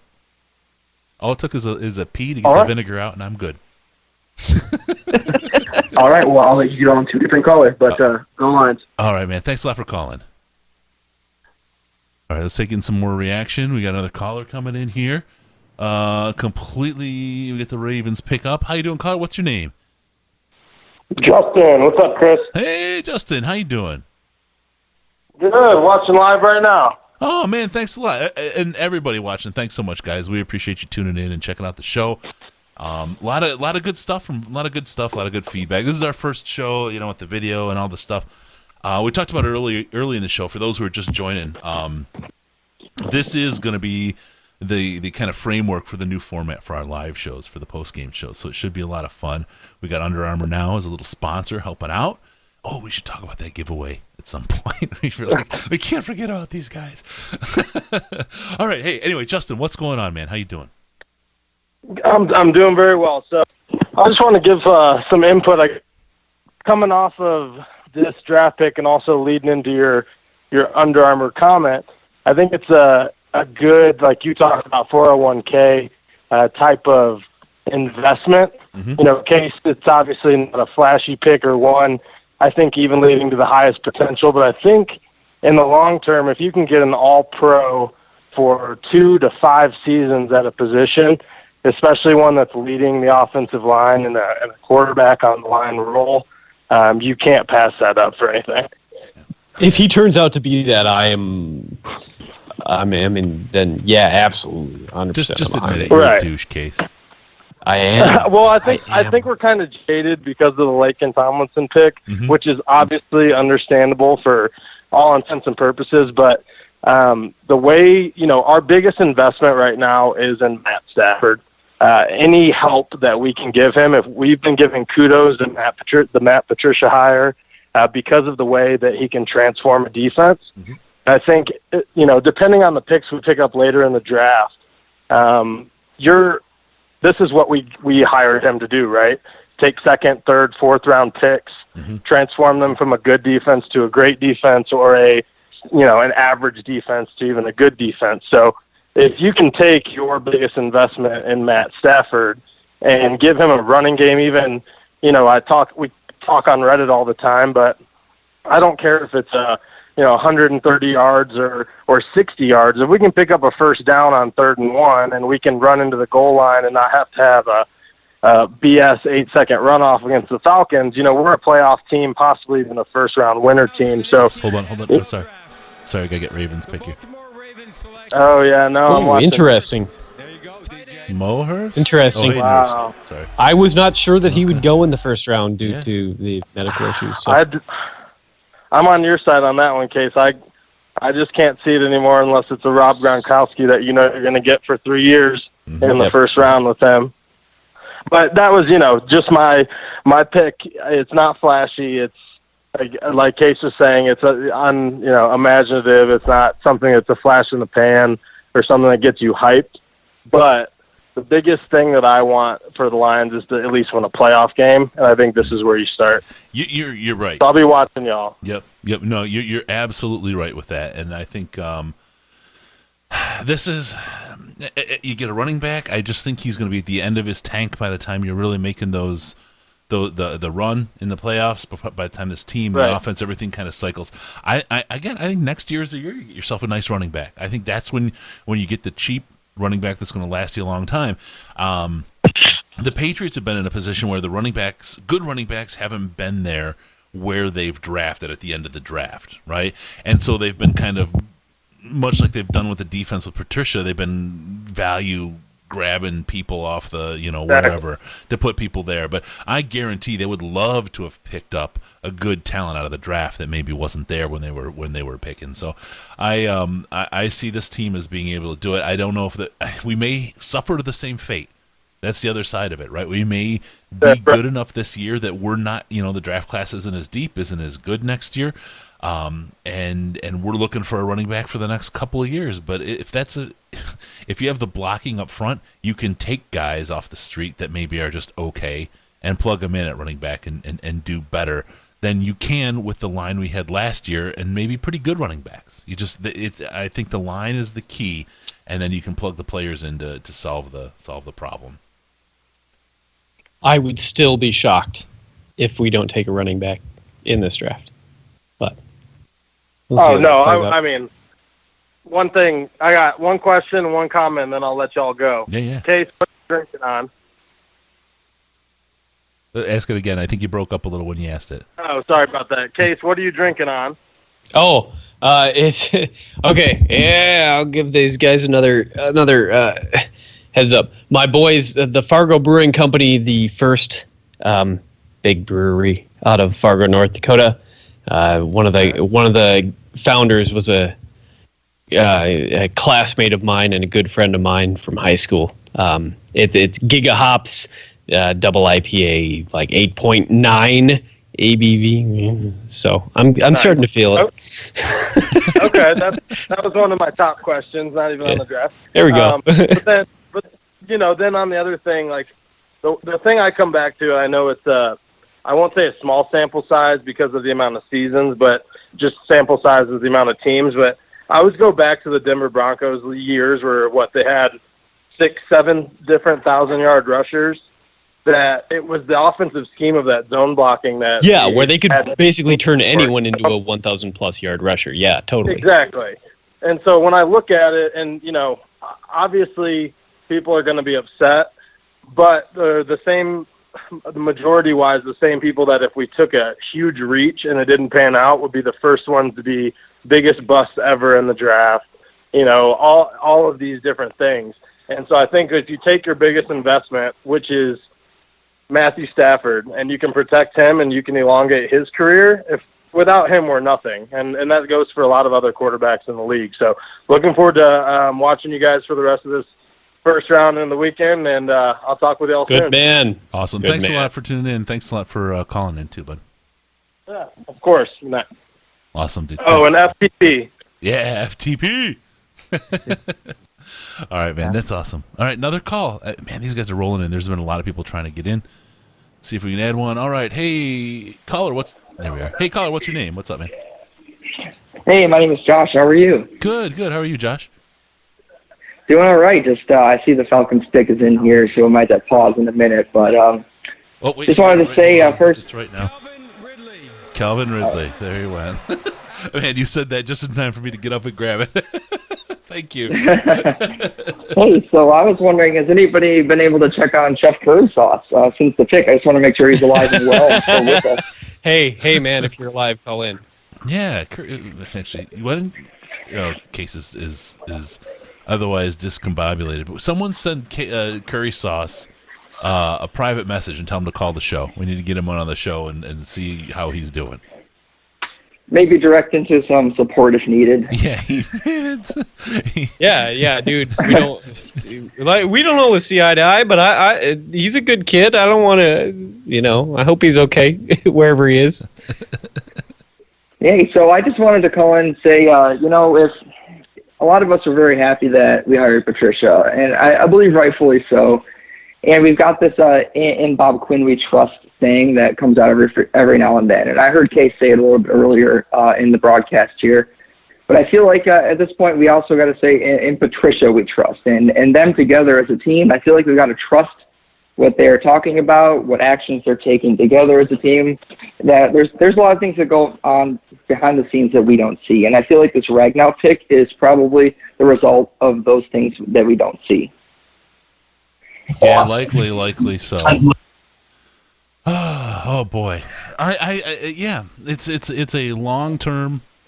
It's all I can say. We're going to see near-term results. It's going to be the run game, and it sets us up for that run game, and then it gives us long-term play. I'm good. I'm in a better place. Case really had me down. He was like an anchor around my neck. Trying to be a downer. It's not like I set out with that goal. It's just who I am. I understand the 401k analogy. I'm not sure I buy into it so much, though, because I feel like you can say that about any draft pick, any round, any year. No. But I kind of feel like it also... I'll say I'll take the other extreme. And like it when you take heat and it's not me. Right, I'm good with it. The other, and I'll use extremes to kind of illustrate the point. The gas tank on a running back is so short, right? After that first 4 years of a running back's career, rarely it's a rare specimen that really makes it beyond that to that next contract and still continues to perform or improve. Whereas you get an O-lineman, you got a 10-year player, right? And that's the 401k investment. If I don't have to think about a center for 10 years, think about Travis Swanson and all those concussions, and I feel terrible about his situation for him as a man, right? But I just think that we continually had to worry about that. You look at guys like Taylor Decker, he's a guy you're not going to worry about for a long time. He got injured this year, of course. It's just this fluke year. Stop it. Stop it. No, I know. I like Taylor Decker a lot. Yeah. Don't and I think this is a pick like that. It's a fire and forget, and you move on, and you can work on other positions. It's just, a good quarterback is that way too. Matthew Stafford, he's a career player. He's a 15-year player for your team, right? You'd never have to worry about your quarterback unless he gets injured, and if he gets injured, you're fucked anyway. This is what the center is. It's just not as sexy as a quarterback. The ladies don't go seeking out the center. They seek out the quarterback. Glover Quinn is another guy who is a guy you put back there and you just forget about him. He does a great job. And so, again, the other extreme is the running back who you get a couple years out of, and especially if you pick one from Alabama who's got so many miles on him, he's barely going to get 3 years out of him before the end of his career. So that's the thinking on that. Is it right? Is it wrong? I don't know, but that's where my head's at. Yeah, so I guess I would just say that I'm just whelmed by this pick, and I'm really, really hoping that in 2 years, 4 years, or even by the end of next year, I'm happy with this pick, and I feel like I really want to be happy with this pick and say, you know what, they made the right decision. But real quick before I head out, yeah, I wanted to ask you guys, do you feel like it's strange that Geis hasn't been picked yet? Yes. No. Do you think there's something going on? Is there like a gas mask thing? No, I don't think it's going like on behind the scenes. I think the value of running backs may have been inflated by fans a little bit, and he's going to go soon. I'm not saying he's not. I just think that the value of running backs was a little bit inflated by fans. He'll be the first of the rest. Is that what you're saying, Case? Yeah. Oh, yeah. He'll be the next running back off. That's like, and it won't surprise me at all if he goes near the end of the first round here. It won't surprise me if he goes near the beginning of the second round. If he slips past the beginning of the second round, then I'll be surprised. But I think you have teams that need running backs, but I think running back is that kind of a position where it's I will pick my golden running back when the rest of my team is there. That's the last piece I put in place. It's the keystone piece. I completely agree. So that's where we're at. Hey, I just want to say before I go, I've listened to you for a while and been kind of on the fence of the whole donor thing, but I feel like this production tonight has kind of pushed me over, and I think tomorrow I'm going to start becoming a recurring donor. So thanks guys. I really appreciate it. No, we really appreciate it. Yeah. Yeah, that's really cool. Thank you very much. That's really nice of you to say. And even I don't want this to start feeling like an NPR telethon, but That's awesome. We could do a telethon. No. Hey, well, you guys put a great product out there all the time. I feel like you don't get the appreciation you deserve. So, hey, you guys have a great night. Okay. Thanks, man. You too. Likewise. That's cool, man. That's cool. That's my the gas in my tank right there. That kind of stuff, man. I mean, I got my buddy gas Mike, but that's the kind of thing that fuels this. That kind of stuff makes me feel really good. Go ahead. My buddy Mike, he's a Vikings fan. I told him he needs to call in because I want to get a Vikings fan perspective on their pick before they come in. I just shot him the phone number, so if he calls in. Well, Mike, it would be 248-782-8384. Yeah. Right? I just sent it to him, so he knows. No, I know you did. It's not really for Mike. It's not really for Mike Case. Oh, okay. 248. Well, go ahead and say it again. Say it again. 248. Put it down there. 782-8384. Go ahead and join us. I would be remiss if I didn't mention he did the Patreon. Patreon.com/DetroitLionsPodcast. That's how you can become a recurring donor. We appreciate that. Also, we have the Amazon link. We have the Fanatics. We have SeatGeek. The whole thing. Head on over to Detroit Lions Podcast. Pick on that. Pick on in. The pick is in. Check one of those, and that'll take you over to those sites, and those sites will then give us credit and give us a little bit of slice off that. They make a little less money, actually. The big guy makes a little less, and they share it with a little guy like us. So if you're going to do any of those places, stop by DetroitLionsPodcast.com. It's a great way to help out the show by doing something you're going to do anyway. And what's up, caller? How you doing? What's your name? I'm doing good. Murphy, I actually spoke with you when Tunzel had the gas mask issue like 3 or 4 years ago. That is my absolute favorite draft. It really is his favorite thing. Yeah, it really is. I wanted to be there with him. We were waiting. We were hoping he was going to slip, and I'm glad it worked out. We got Decker, obviously. It looks like that's probably a better pick than Tunzel now. So For sure. Now, I just want to let you know the pick's in for the Seahawks, so we may jump in on you really quick to get Goodell calling it out and letting us know what's going on. But go ahead and let loose. Okay.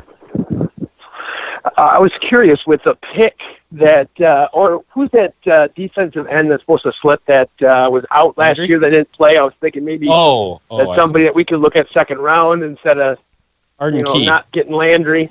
Is that who you're talking about? Arden Key? I can't remember. Oh, hold on. We got the Goodell coming in. Okay. Holy shit. The Seattle Seahawks select Rashad Penny. And now, like, 2/3 of the subreddit have got that one wrong, didn't you, Case? Huh? But no guys, no Penny. No guys. Sorry to interrupt. Guys. No guys on that one. Whew. But yeah, I was wondering if that guy you think I can't believe that Penny went before guys. But I'm sorry. ESPN had him ranked higher. Yeah. You should continue what you're saying. I'm just in a little bit of shock over here right now. No, that's all right. I'm watching live, and you look like you're having a good time with that drink.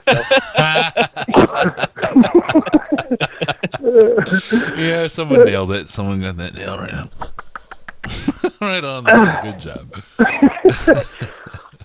But yeah, I don't know if that guy's going to end up being there, or if you think that he is projected to be around that time. Because I heard good things about that guy. Obviously, if he didn't sit out for the year, he might be a little bit risky for Quinn. Who knows with a center in the first round? But yep. Let me, and that you have a great point, and I want to bring in something from the live chat. Trent Owens is defending this pick, and he will to the death. We'll see how and I don't think he's wrong necessarily, but this is directed at Case. Case, tell me again how we're going to be a laughing stock. Penny in the first, and Baltimore trading down for a 25-year-old tight end. Yeah, if I had known that was coming, I wouldn't have said what I said. So there are more than one laughing stock. We are one of them. I thought the Browns were going to take two quarterbacks. I was sure of it. It seems like that's something that they've been doing as of recently. Nothing like wasting a fourth overall on another quarterback, and then they'll end up trading it for a seventh rounder or something in a couple of years. So sounds like we're gonna have to deal with people making fun of us for that pick. Dude, they're gonna make fun of us for one reason or another. Right. But I tell you what, we're playing the Rams this year when we got Sue and Donald. Mm-hmm. Yeah, the Ebron substitute. But yeah, if we play those, we may be happy that we have right now. Because who was that guy 3 years ago when Tunsil went? That was it. That the Colts got. That was that center. Yeah. I was jockeying for that guy a couple of years ago because I thought we needed one. But anyways, I just wonder if that guy, the defensive end, because we definitely need to pass rush, protect the quarterback, and obviously get after the quarterback. So, and I don't think they're going to re-sign. That's my thought. I don't think they're going to get Ziggy back after next year. So I don't know if they're going to want him. He's a tough nut to crack, right? Because of his age. He's what, 63, and then you got you got his age. I think. And he's going to get Social Security next year, so yeah, he's not. He should be able to retire. He just hasn't been. He hasn't been performing, and I know it's injury. I know it's that, but it's like, okay, this year, and I mean, I guess at the end of last year when he came back, he was decent. I think he led us in sacks, right? Case, is that the number? Case remembers these things. 12. Yeah, he did. When Ziggy was hurt most of the year, he did. Yeah, he did a good job coming back, but by the same token, we didn't have shit for edge anyway. So, I mean, it wasn't a whole lot to write home about. But it was, you're right. I don't know what happens to Ziggy, and that leaves us in a tough spot, which may make this pick at center a little bit of a luxury pick in the face of what's going on with our defensive line. Right. I think it's Quinn also doubling down because he put so much money into the line and it's 1 week link. I think at that point you kind of have to have a sure line. Yep. And we got depth now too, and I don't think Ziggy's back. The one thing in the Dahl's a great depth piece. I love that. I love that depth. It's just I don't want him starting. So. Yeah, and the one thing that the Patriots always say is availability, right? It's not ability; it's always availability. That's why I don't think Ziggy's back, just because they're not going to pay $15 million, or whatever he's going to cost. They're paying a lot now, but it's like a 1 year prove it contract, right? That's what he's got with this tag. Prove it. Buying time by Jägermeister. Yeah, I agree. Well, I'm lost now anyway. But is that guy? Do you think is going to be there in the second round? Well, what's his name? There's a lot of guys. There's a lot of guys right now who have fallen out of where I think they were supposed to be taken, but probably won't fall all the way to our pick in the second. But there are guys like, you mentioned Arden Key. That's a guy, like, if they thought they could rehabilitate him. There's obviously been an emphasis on character amongst this between Quinn and whatever everybody else to Quinn, right? And it seems but if we look at Quinn making a transition to a more Patriots way. Special moment. I'll return to that thought. Don't give it away, Case. To have with us an extraordinary man who continues to amaze us with his unyielding determination. Johnny Manziel. He is unyieldingly determined. Get stoned. Please welcome, joined by his fiancée Michelle, Ryan Shazier. Oh, no shit. Nah, I can't even make fun of it now, right? Damn, look at that. I thought it was a trade for Jake Rudock to the Steelers for a first and a second round pick this year. Next year that'll happen. Yeah. And look at the coat that he's got on. That's bad as hell, right? He's not fucking around. Wow, man.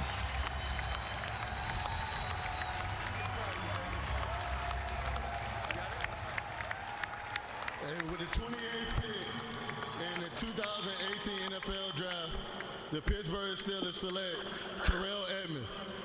Oh, look at his wife. You see that? Terrell Edmonds. All right. You see his wife there with a tear in her eye? That'll tear your heart out, huh? Is that another linebacker?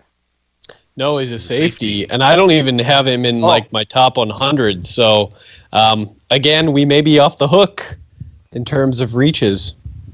So Do you think Reed would fall all the way to us? Because I like that also. I mean, that's another luxury pick. Anything is possible at this point. Yeah, anything is possible at this point. Yeah, I could give all these stupid hypotheticals to you left and right, right?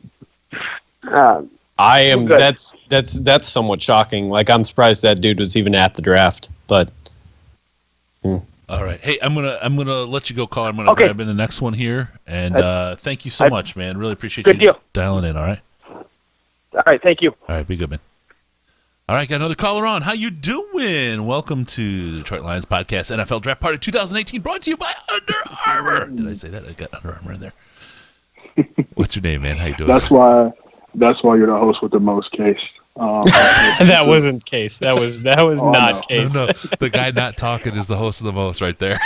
Case, I was trying to do you a solid, man, because Chris is always busting the chops, so I was trying to put you back in the spotlight and do you a favor. But hey, guys, this is Malcolm, Patreon guy. Dude, I call in from time to time on the podcast. And you got more than 3 minutes now. It's beautiful. I can't believe it. No post. Finally. So I've been trying to process this draft pick, and I'm trying to wrap my mind around it, thinking about some of the stuff I saw last year, and some of the stuff that kind of made me go, the Lions are really behind the 8 ball. And that offensive line was a place where we were behind the 8 ball. I mean, we were starting practice squad guys. We were starting dudes I never even heard of. I mean, there was one game where we had one starter and third, fourth, and like practice squad backup. So it's like, okay, I understand what Bob Quinn is trying to do. We recognize it's a need. We didn't have a starting center on our roster we felt comfortable with. Right. The issue I have, and Chris understands your long-term analogy, I still believe we could have got that starting caliber player in the second. Now, what that tells me is the Lions look at the roster and say, hey, guys, regardless of what every beat writer in Detroit tells you and what every fan who's informed tells you, the defensive line isn't as bad as you think it is, or we think we can find production on the edge in the second and third day. Okay. I mean, clearly, everyone's assessment of Harold Landry in the draft sphere, guys we all respect, guys that write for your site, other sites we all read, we all read it wrong because nobody's taken him yet, which is fascinating to me because everything I watch says that guy's going to be great. So there's also that level of like, you know, we only want Harold Landry because everybody we trust tells us we should want Harold Landry. So the people who actually know don't want Harold Landry or don't think he's worth 20 overall. Maybe he's worth 52 or whatever we got. So he's small, but he's got such a good banded speed. I don't know, man. You like to bend that banana. I don't know. I understand. You know, if they were the people that know, the phrase draft bust wouldn't exist.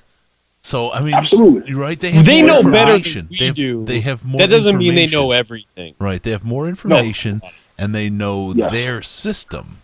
Right. Yeah. But this is something for one of our guys to pick up. I don't know how to do the analysis on it. Right. But take the consensus fan pick versus the consensus, like where the picks came in the draft, and see what the careers look like and what the impact was. That would be a really, really interesting study. I would love to see that. Well, our dude.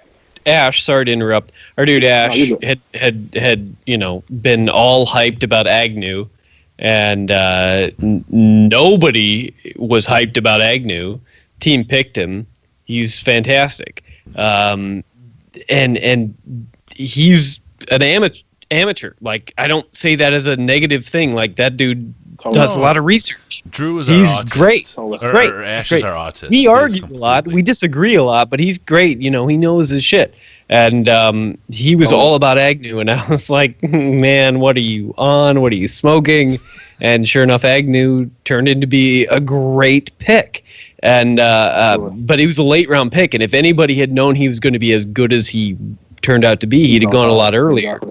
And, no, I think what you guys are identifying is like, Chris, you're right. It's about scheme. It's also about development, right? We saw the development of Darius Slay. You saw the development of guys come in and get coached up. Okay, what more can Matt Patricia unlock out of some of those guys on the front seven? What more can he unlock out of a guy that's identified with a great athletic profile in the second round on the edge and turn him into something? Okay, I hear all that. you're right, Chris. Just because you experts in Allen Park or whatever draft room and the 32 teams don't know everything, because we've seen the Lions screw it up. Don't ever tell me right again. The only thing I'm trying to rationalize, and I'm reaching deep. Every time Bob Quinn has picked the offensive lineman, that guy's been great. Taylor Decker, we were like, for real? It wasn't to the level of this, but we were like, for real? There's other things we could have got. Guy ended up being plug and play. You know, Glasgow, as a Michigan fan, I watched him grow, be okay, but then to be able to come in and actually participate and actually do pretty well at the pro level, okay, maybe there's something to it. Now, the only thing that can kind of back this pick up is what the rest of the day is. And that's where it's hard to be a fan, because you have so much limited information. The NFL is making you wait till Friday to get the next 2 days out of the way. The next 2 rounds out of the way. Now I'm just like, I don't know what else to do. They may come back and get a running back. They may come back and get 2 defensive linemen straight. And then we feel a little bit better because I see the whole picture. Yeah. You know, the last thing I'll say, and then I'll let you guys get to other people, is like, the only thing that really bothers me about this pick is less about what's going to happen in the room and more about what I'm going to have to deal with on Twitter, in the subreddit. No, I'm not going to even argue with that. I completely agree. Like, we are going to get shit on left and right for this. Oh, my God. So. That Carlos, whatever his name is, the fake. I don't know who you're talking yeah, dude, he's already got an F up, and I'm like, I'm not even clicking on that raw article. No, right? don't. You know, don't do it. Don't click. Don't click, people. Don't fucking click. He's going to drop all types of vitriol and hate on the Lions, and I'm just like, you know what? That's the part that makes it hard, because our fan base hasn't gotten comfortable with trusting the process enough to allow stuff like this to run its course. We don't know how to win. That's it. No, we don't. We don't know how to win. We don't. And we don't know what winning looks like, right? We know what arguing looks like and being frustrated looks like, but we don't know what winning looks like. And in case, this is what winning looks like. It may or may not. We'll David Bryan, by the way, just went to the Jaguars at 29. Oh, for those who had an hey, interest. Look, guys, you know, I'll be around all season, checking in on the pod, everything else. You guys should put this on. Stay tight down there in Florida, and hopefully I'll see you at the training camp event in Detroit this year. Dude, it'd be great. Would love to have you out, and again, we'll give you more than 3 minutes. That's what she said. But no, that's what you told her. We knew you were lying.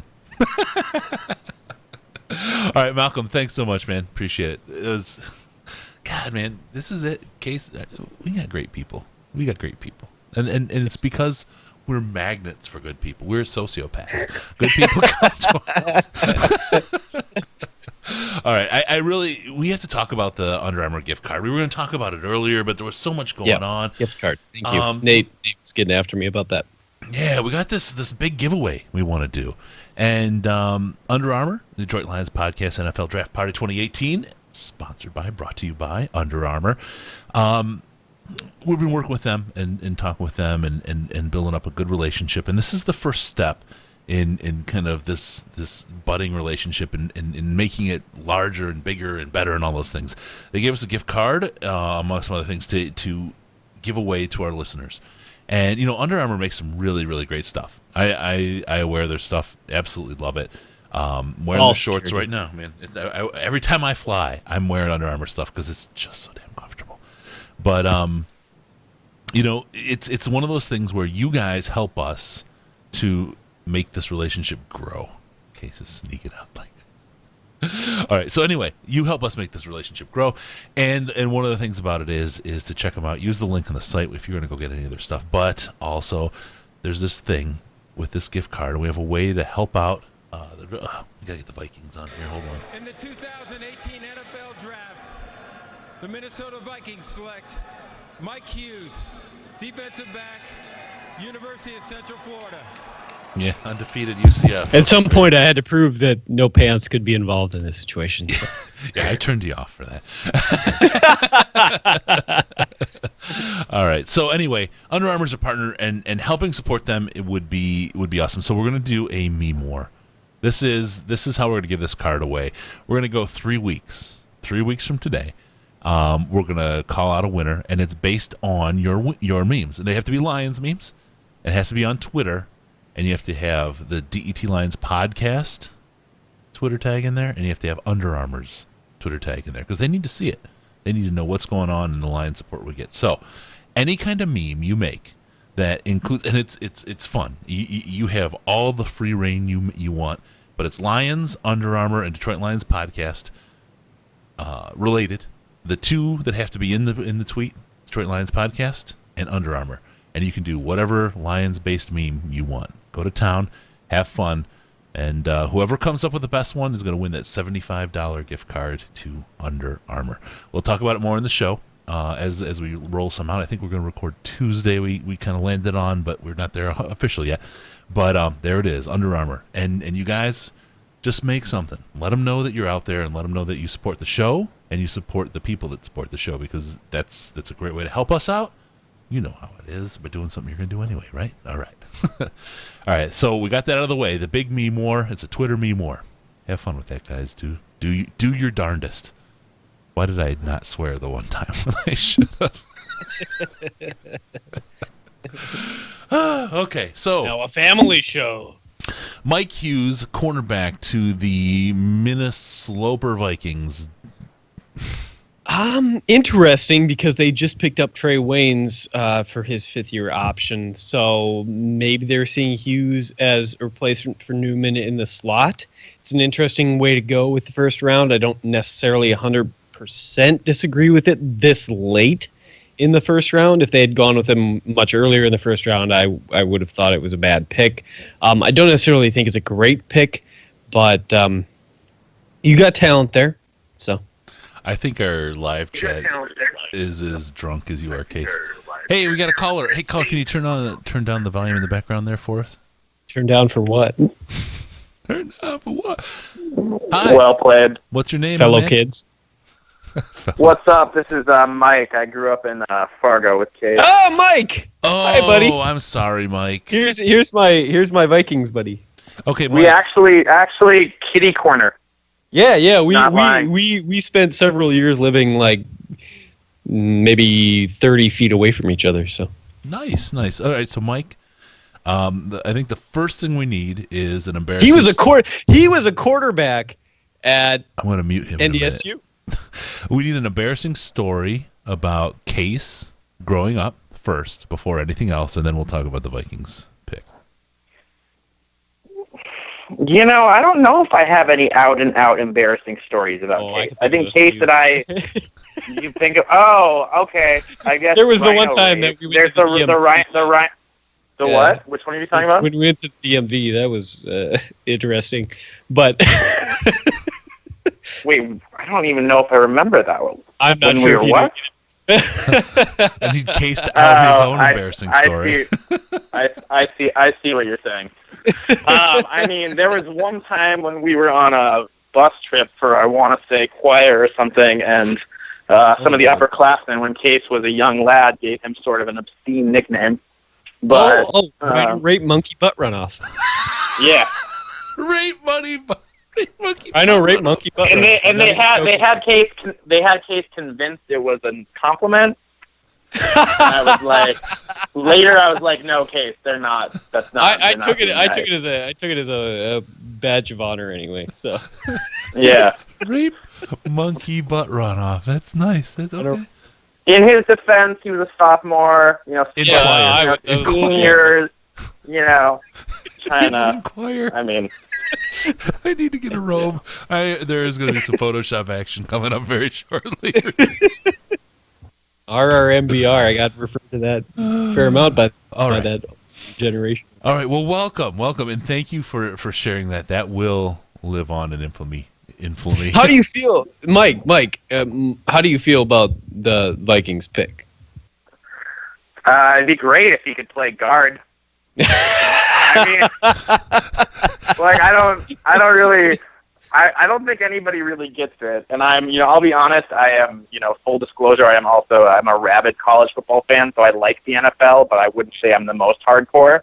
Right. But in I've been taking the temperature of Viking, the Viking Nation, sure. And I mean, and also even from where I'm sitting, I don't really see. They really need. It seems like they need guards and they need somebody who can rush the passer, and like those are the big needs in the draft. And so I think everyone assumed they were going to take Hernandez or Daniels, I'm glad they didn't take Daniels because I don't want them to take anyone who played for Iowa or Wisconsin ever. I don't care how good they are as a Gopher fan. Yeah, totally. But yeah, I think Gopher fan. Aren't you guys the ones that play for the Little Brown Jug against Michigan? Absolutely. We invented the traveling trophy. Yeah. Your guys' field broke Favre, too. So we got the pick coming in from Goodell really quick. Let's get this for the Patriots. Oh my, I'm surprised he went first. The New England Patriots select He doesn't learn. Sony Michel. I didn't say the name, guy. Wow. Ooh. With the knee on knee bone thing going on, I'm very surprised in the first. But anyway, Mike, we're good buddies. Lots of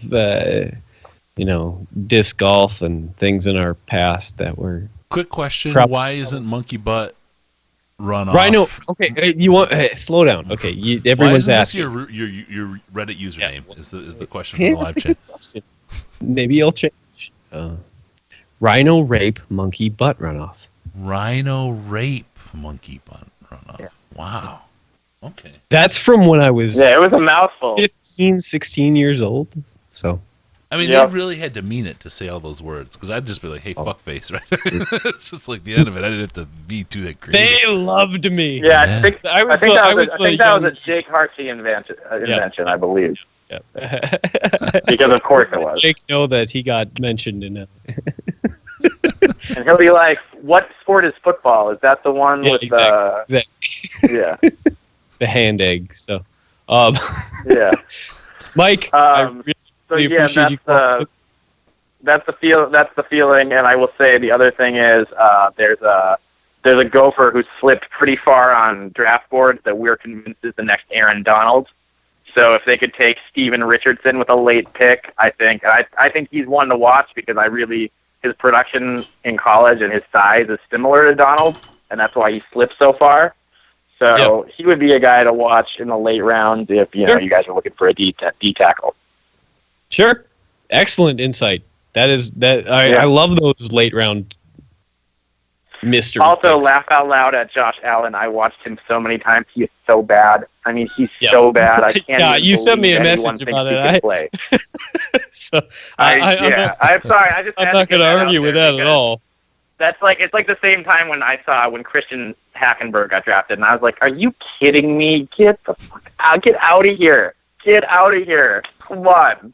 But yeah, so I had to get that out because I'm always amazed at how many tall, strong-armed white guys NFL GMs can talk themselves into, no matter how inaccurate they are. I feel like this is like Risden's unknown, long distance brother or whatever the word is. The first time I've got somebody I know to actually call in. This is an accomplishment. So there you go. All right, well, thanks Mike. Gentlemen. I really appreciate it. Yeah, thanks for calling, man. Sure. Have a good one. And I really, I mean, you don't know how much I appreciate the Rhino Rape Monkey Butt runoff. That's huge. Yeah, stuff. That's a gift from me to you. Yeah, and I appreciate it. I owe you for that. Huge. All right. All right, be good. Later. Thanks. RRMBR. That was a thing for a minute. Oh, we got a trade. I was very precocious. I was trying to hang out. I'll hang out with the seniors when I was a sophomore. And did you see that there was a trade? You were too busy giggling with your friend?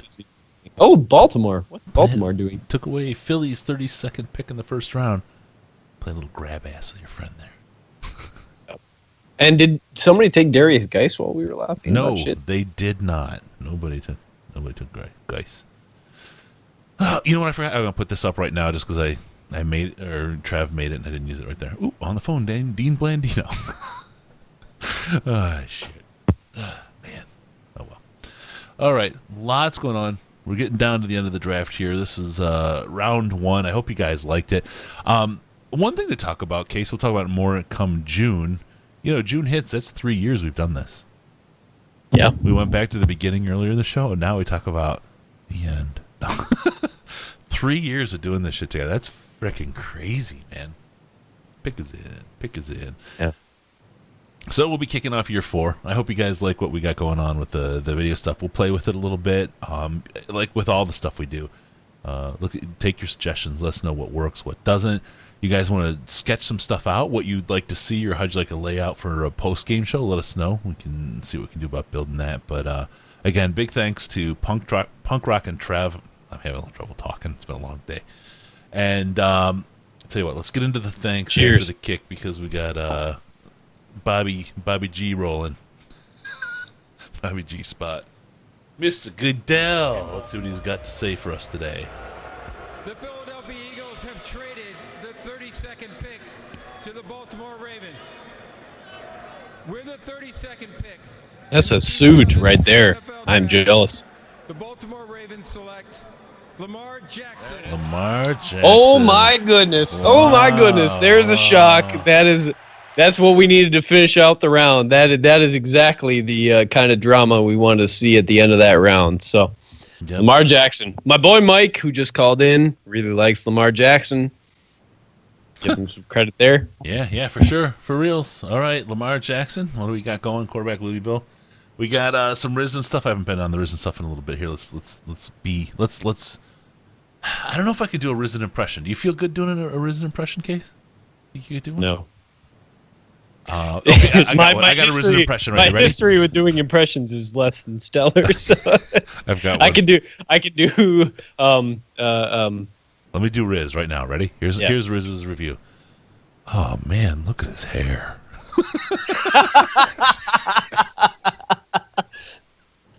Yep. There you go. All right, so Riz says that he's a creative, athletic dual threat quarterback who's proved his passing touch and downfield velocity, relaxed anticipation, and pocket presence. Some of us veteran pocket pool players could probably give him a tip or two. Right, Case? I need another beer. Yeah, no. I mean, this is the kind of move that I would.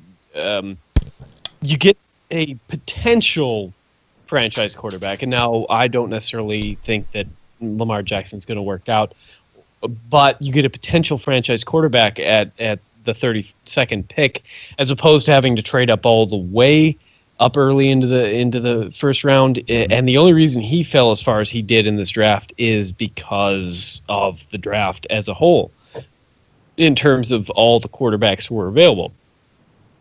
So this is a similar situation to like the Giants with Eli. Flacco's not going to last for. Ooh, excuse me. Flacco's not going to last forever. Only further evidence of Case's racism. That's from Carter. Yes. Flacco's not going to last forever. I think this is a good move. You swing and miss on this. At least you didn't give up an early first round pick. You gave up a few picks, so it's not like there was no value to that at all. But you swing and miss at this is less hurtful than a lot of the trades we've seen to go trade up to, the beginning of the first round to get their quarterbacks. And so I while I'm questionable as to whether or not he's going to work out, I can't argue with this at all. I think this is a very good move by them. Yep, for sure. Good trade. We'll see. All right, so again, that's what we got for the draft, the first round of the draft. Case, we should talk about doing some further rounds maybe next year as we go on. It's a lot of fun. It's a lot of fun. Assuming I can get work off for 2 days in a row, yeah, we could do day one and day. Under Armour, baby, they're gonna take care of us. I'm so much more comfortable now that I've had 8 drinks, 37 growlers. It's still got something in it. Yeah. So do you. So company. Just really quick, again, back to Trev. Thank you so much, Trev. Punk Rock and Trev, one of the mods on DetroitLions.reddit.com. Thank you so much for all the graphics, dude. It's killer stuff. And we're really, really appreciative. Really appreciative of the work you did. And you came in and saved the day on some things that we weren't getting done on time. Nate, thank you so much, man. You busted ass on those cards. Coordinated a lot of the work on that and have done great work in the background there for us. Nate, one of our editors on DetroitLionsPodcast.com. We've been cranking out boatloads of content these last couple of days. You guys should really check it out. Go back, take a look at some of these guys that some of the other teams have taken, as well as our wonderful pick that I love that Case doesn't. I've now moved to love. Also, got to give big props to Kurt. Kurt, thank you so much for running the scroll. For those that didn't notice, you really need to go back and watch the broadcast again because there's been some real zingers, some good fun. Going through the scroll all night, it's been pretty hilarious, a lot of good stuff, as well as tracking the draft as it goes through. So good stuff there. And then I have to really give big props to my wife and my boy. They were the ones handling the on the clock and picking next graphics. Great work, folks. Thank you so much. They're the ones that stocked my fridge while I was out of town, too, with beer and Jägermeister. They had food for me, so I didn't have to force you guys to watch me eat on the broadcast, and you probably appreciate it. Managed to chow down right before we started, so you guys didn't have to see that. Nobody wants to see that. No. It's a messy. It's ugly. It's ugly. And gassy and all that. So anyway, thank you very much to the fam for always being so supportive. Awesome people. All right, so that's that for all the people that have helped us out. That's really, really cool. You guys are awesome. I'm missing the Jester comedy somehow. All right, and Carter, thanks, man. You've been there since the beginning and never cease to amaze. It was a great show. This is a lot of fun. Again, don't forget, let us know what you guys think of the show, what worked, what didn't about the video pieces and the presentation here. And we're going to tweak this a little more. We're going to grow with it. This is our first show like this, right? This is the first time we've done this. T-Roy. T-Bag, T-Roy.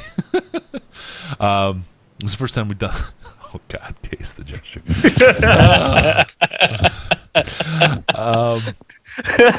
First time we've done this, so your feedback is most appreciated, and hopefully you guys like this. This was a lot of fun to do. I'm a little bit tipsy from waking up at, way the fuck out in the West Coast and flying home and doing all that shit today, but I'm glad this worked out the way it did. Case, as always, cold sober. Great job, man. Great job. Enjoyed it. And let us see. Training camp? Will we do something like this for training camp, you think? If you want to. We'll see. I'm down. We'll see. We'll figure it out. We'll see what our friends say on the stream. Thank you, everybody. Thank you for joining us. A lot of great stuff here. And I think we're going to try to roll out from this into the intro. I never thought of the end of the show, so we'll just go with this. And Case, everyone, thank you so much. It was a great broadcast, and hopefully round 2, we satisfy Case in the way that he needs to be satisfied.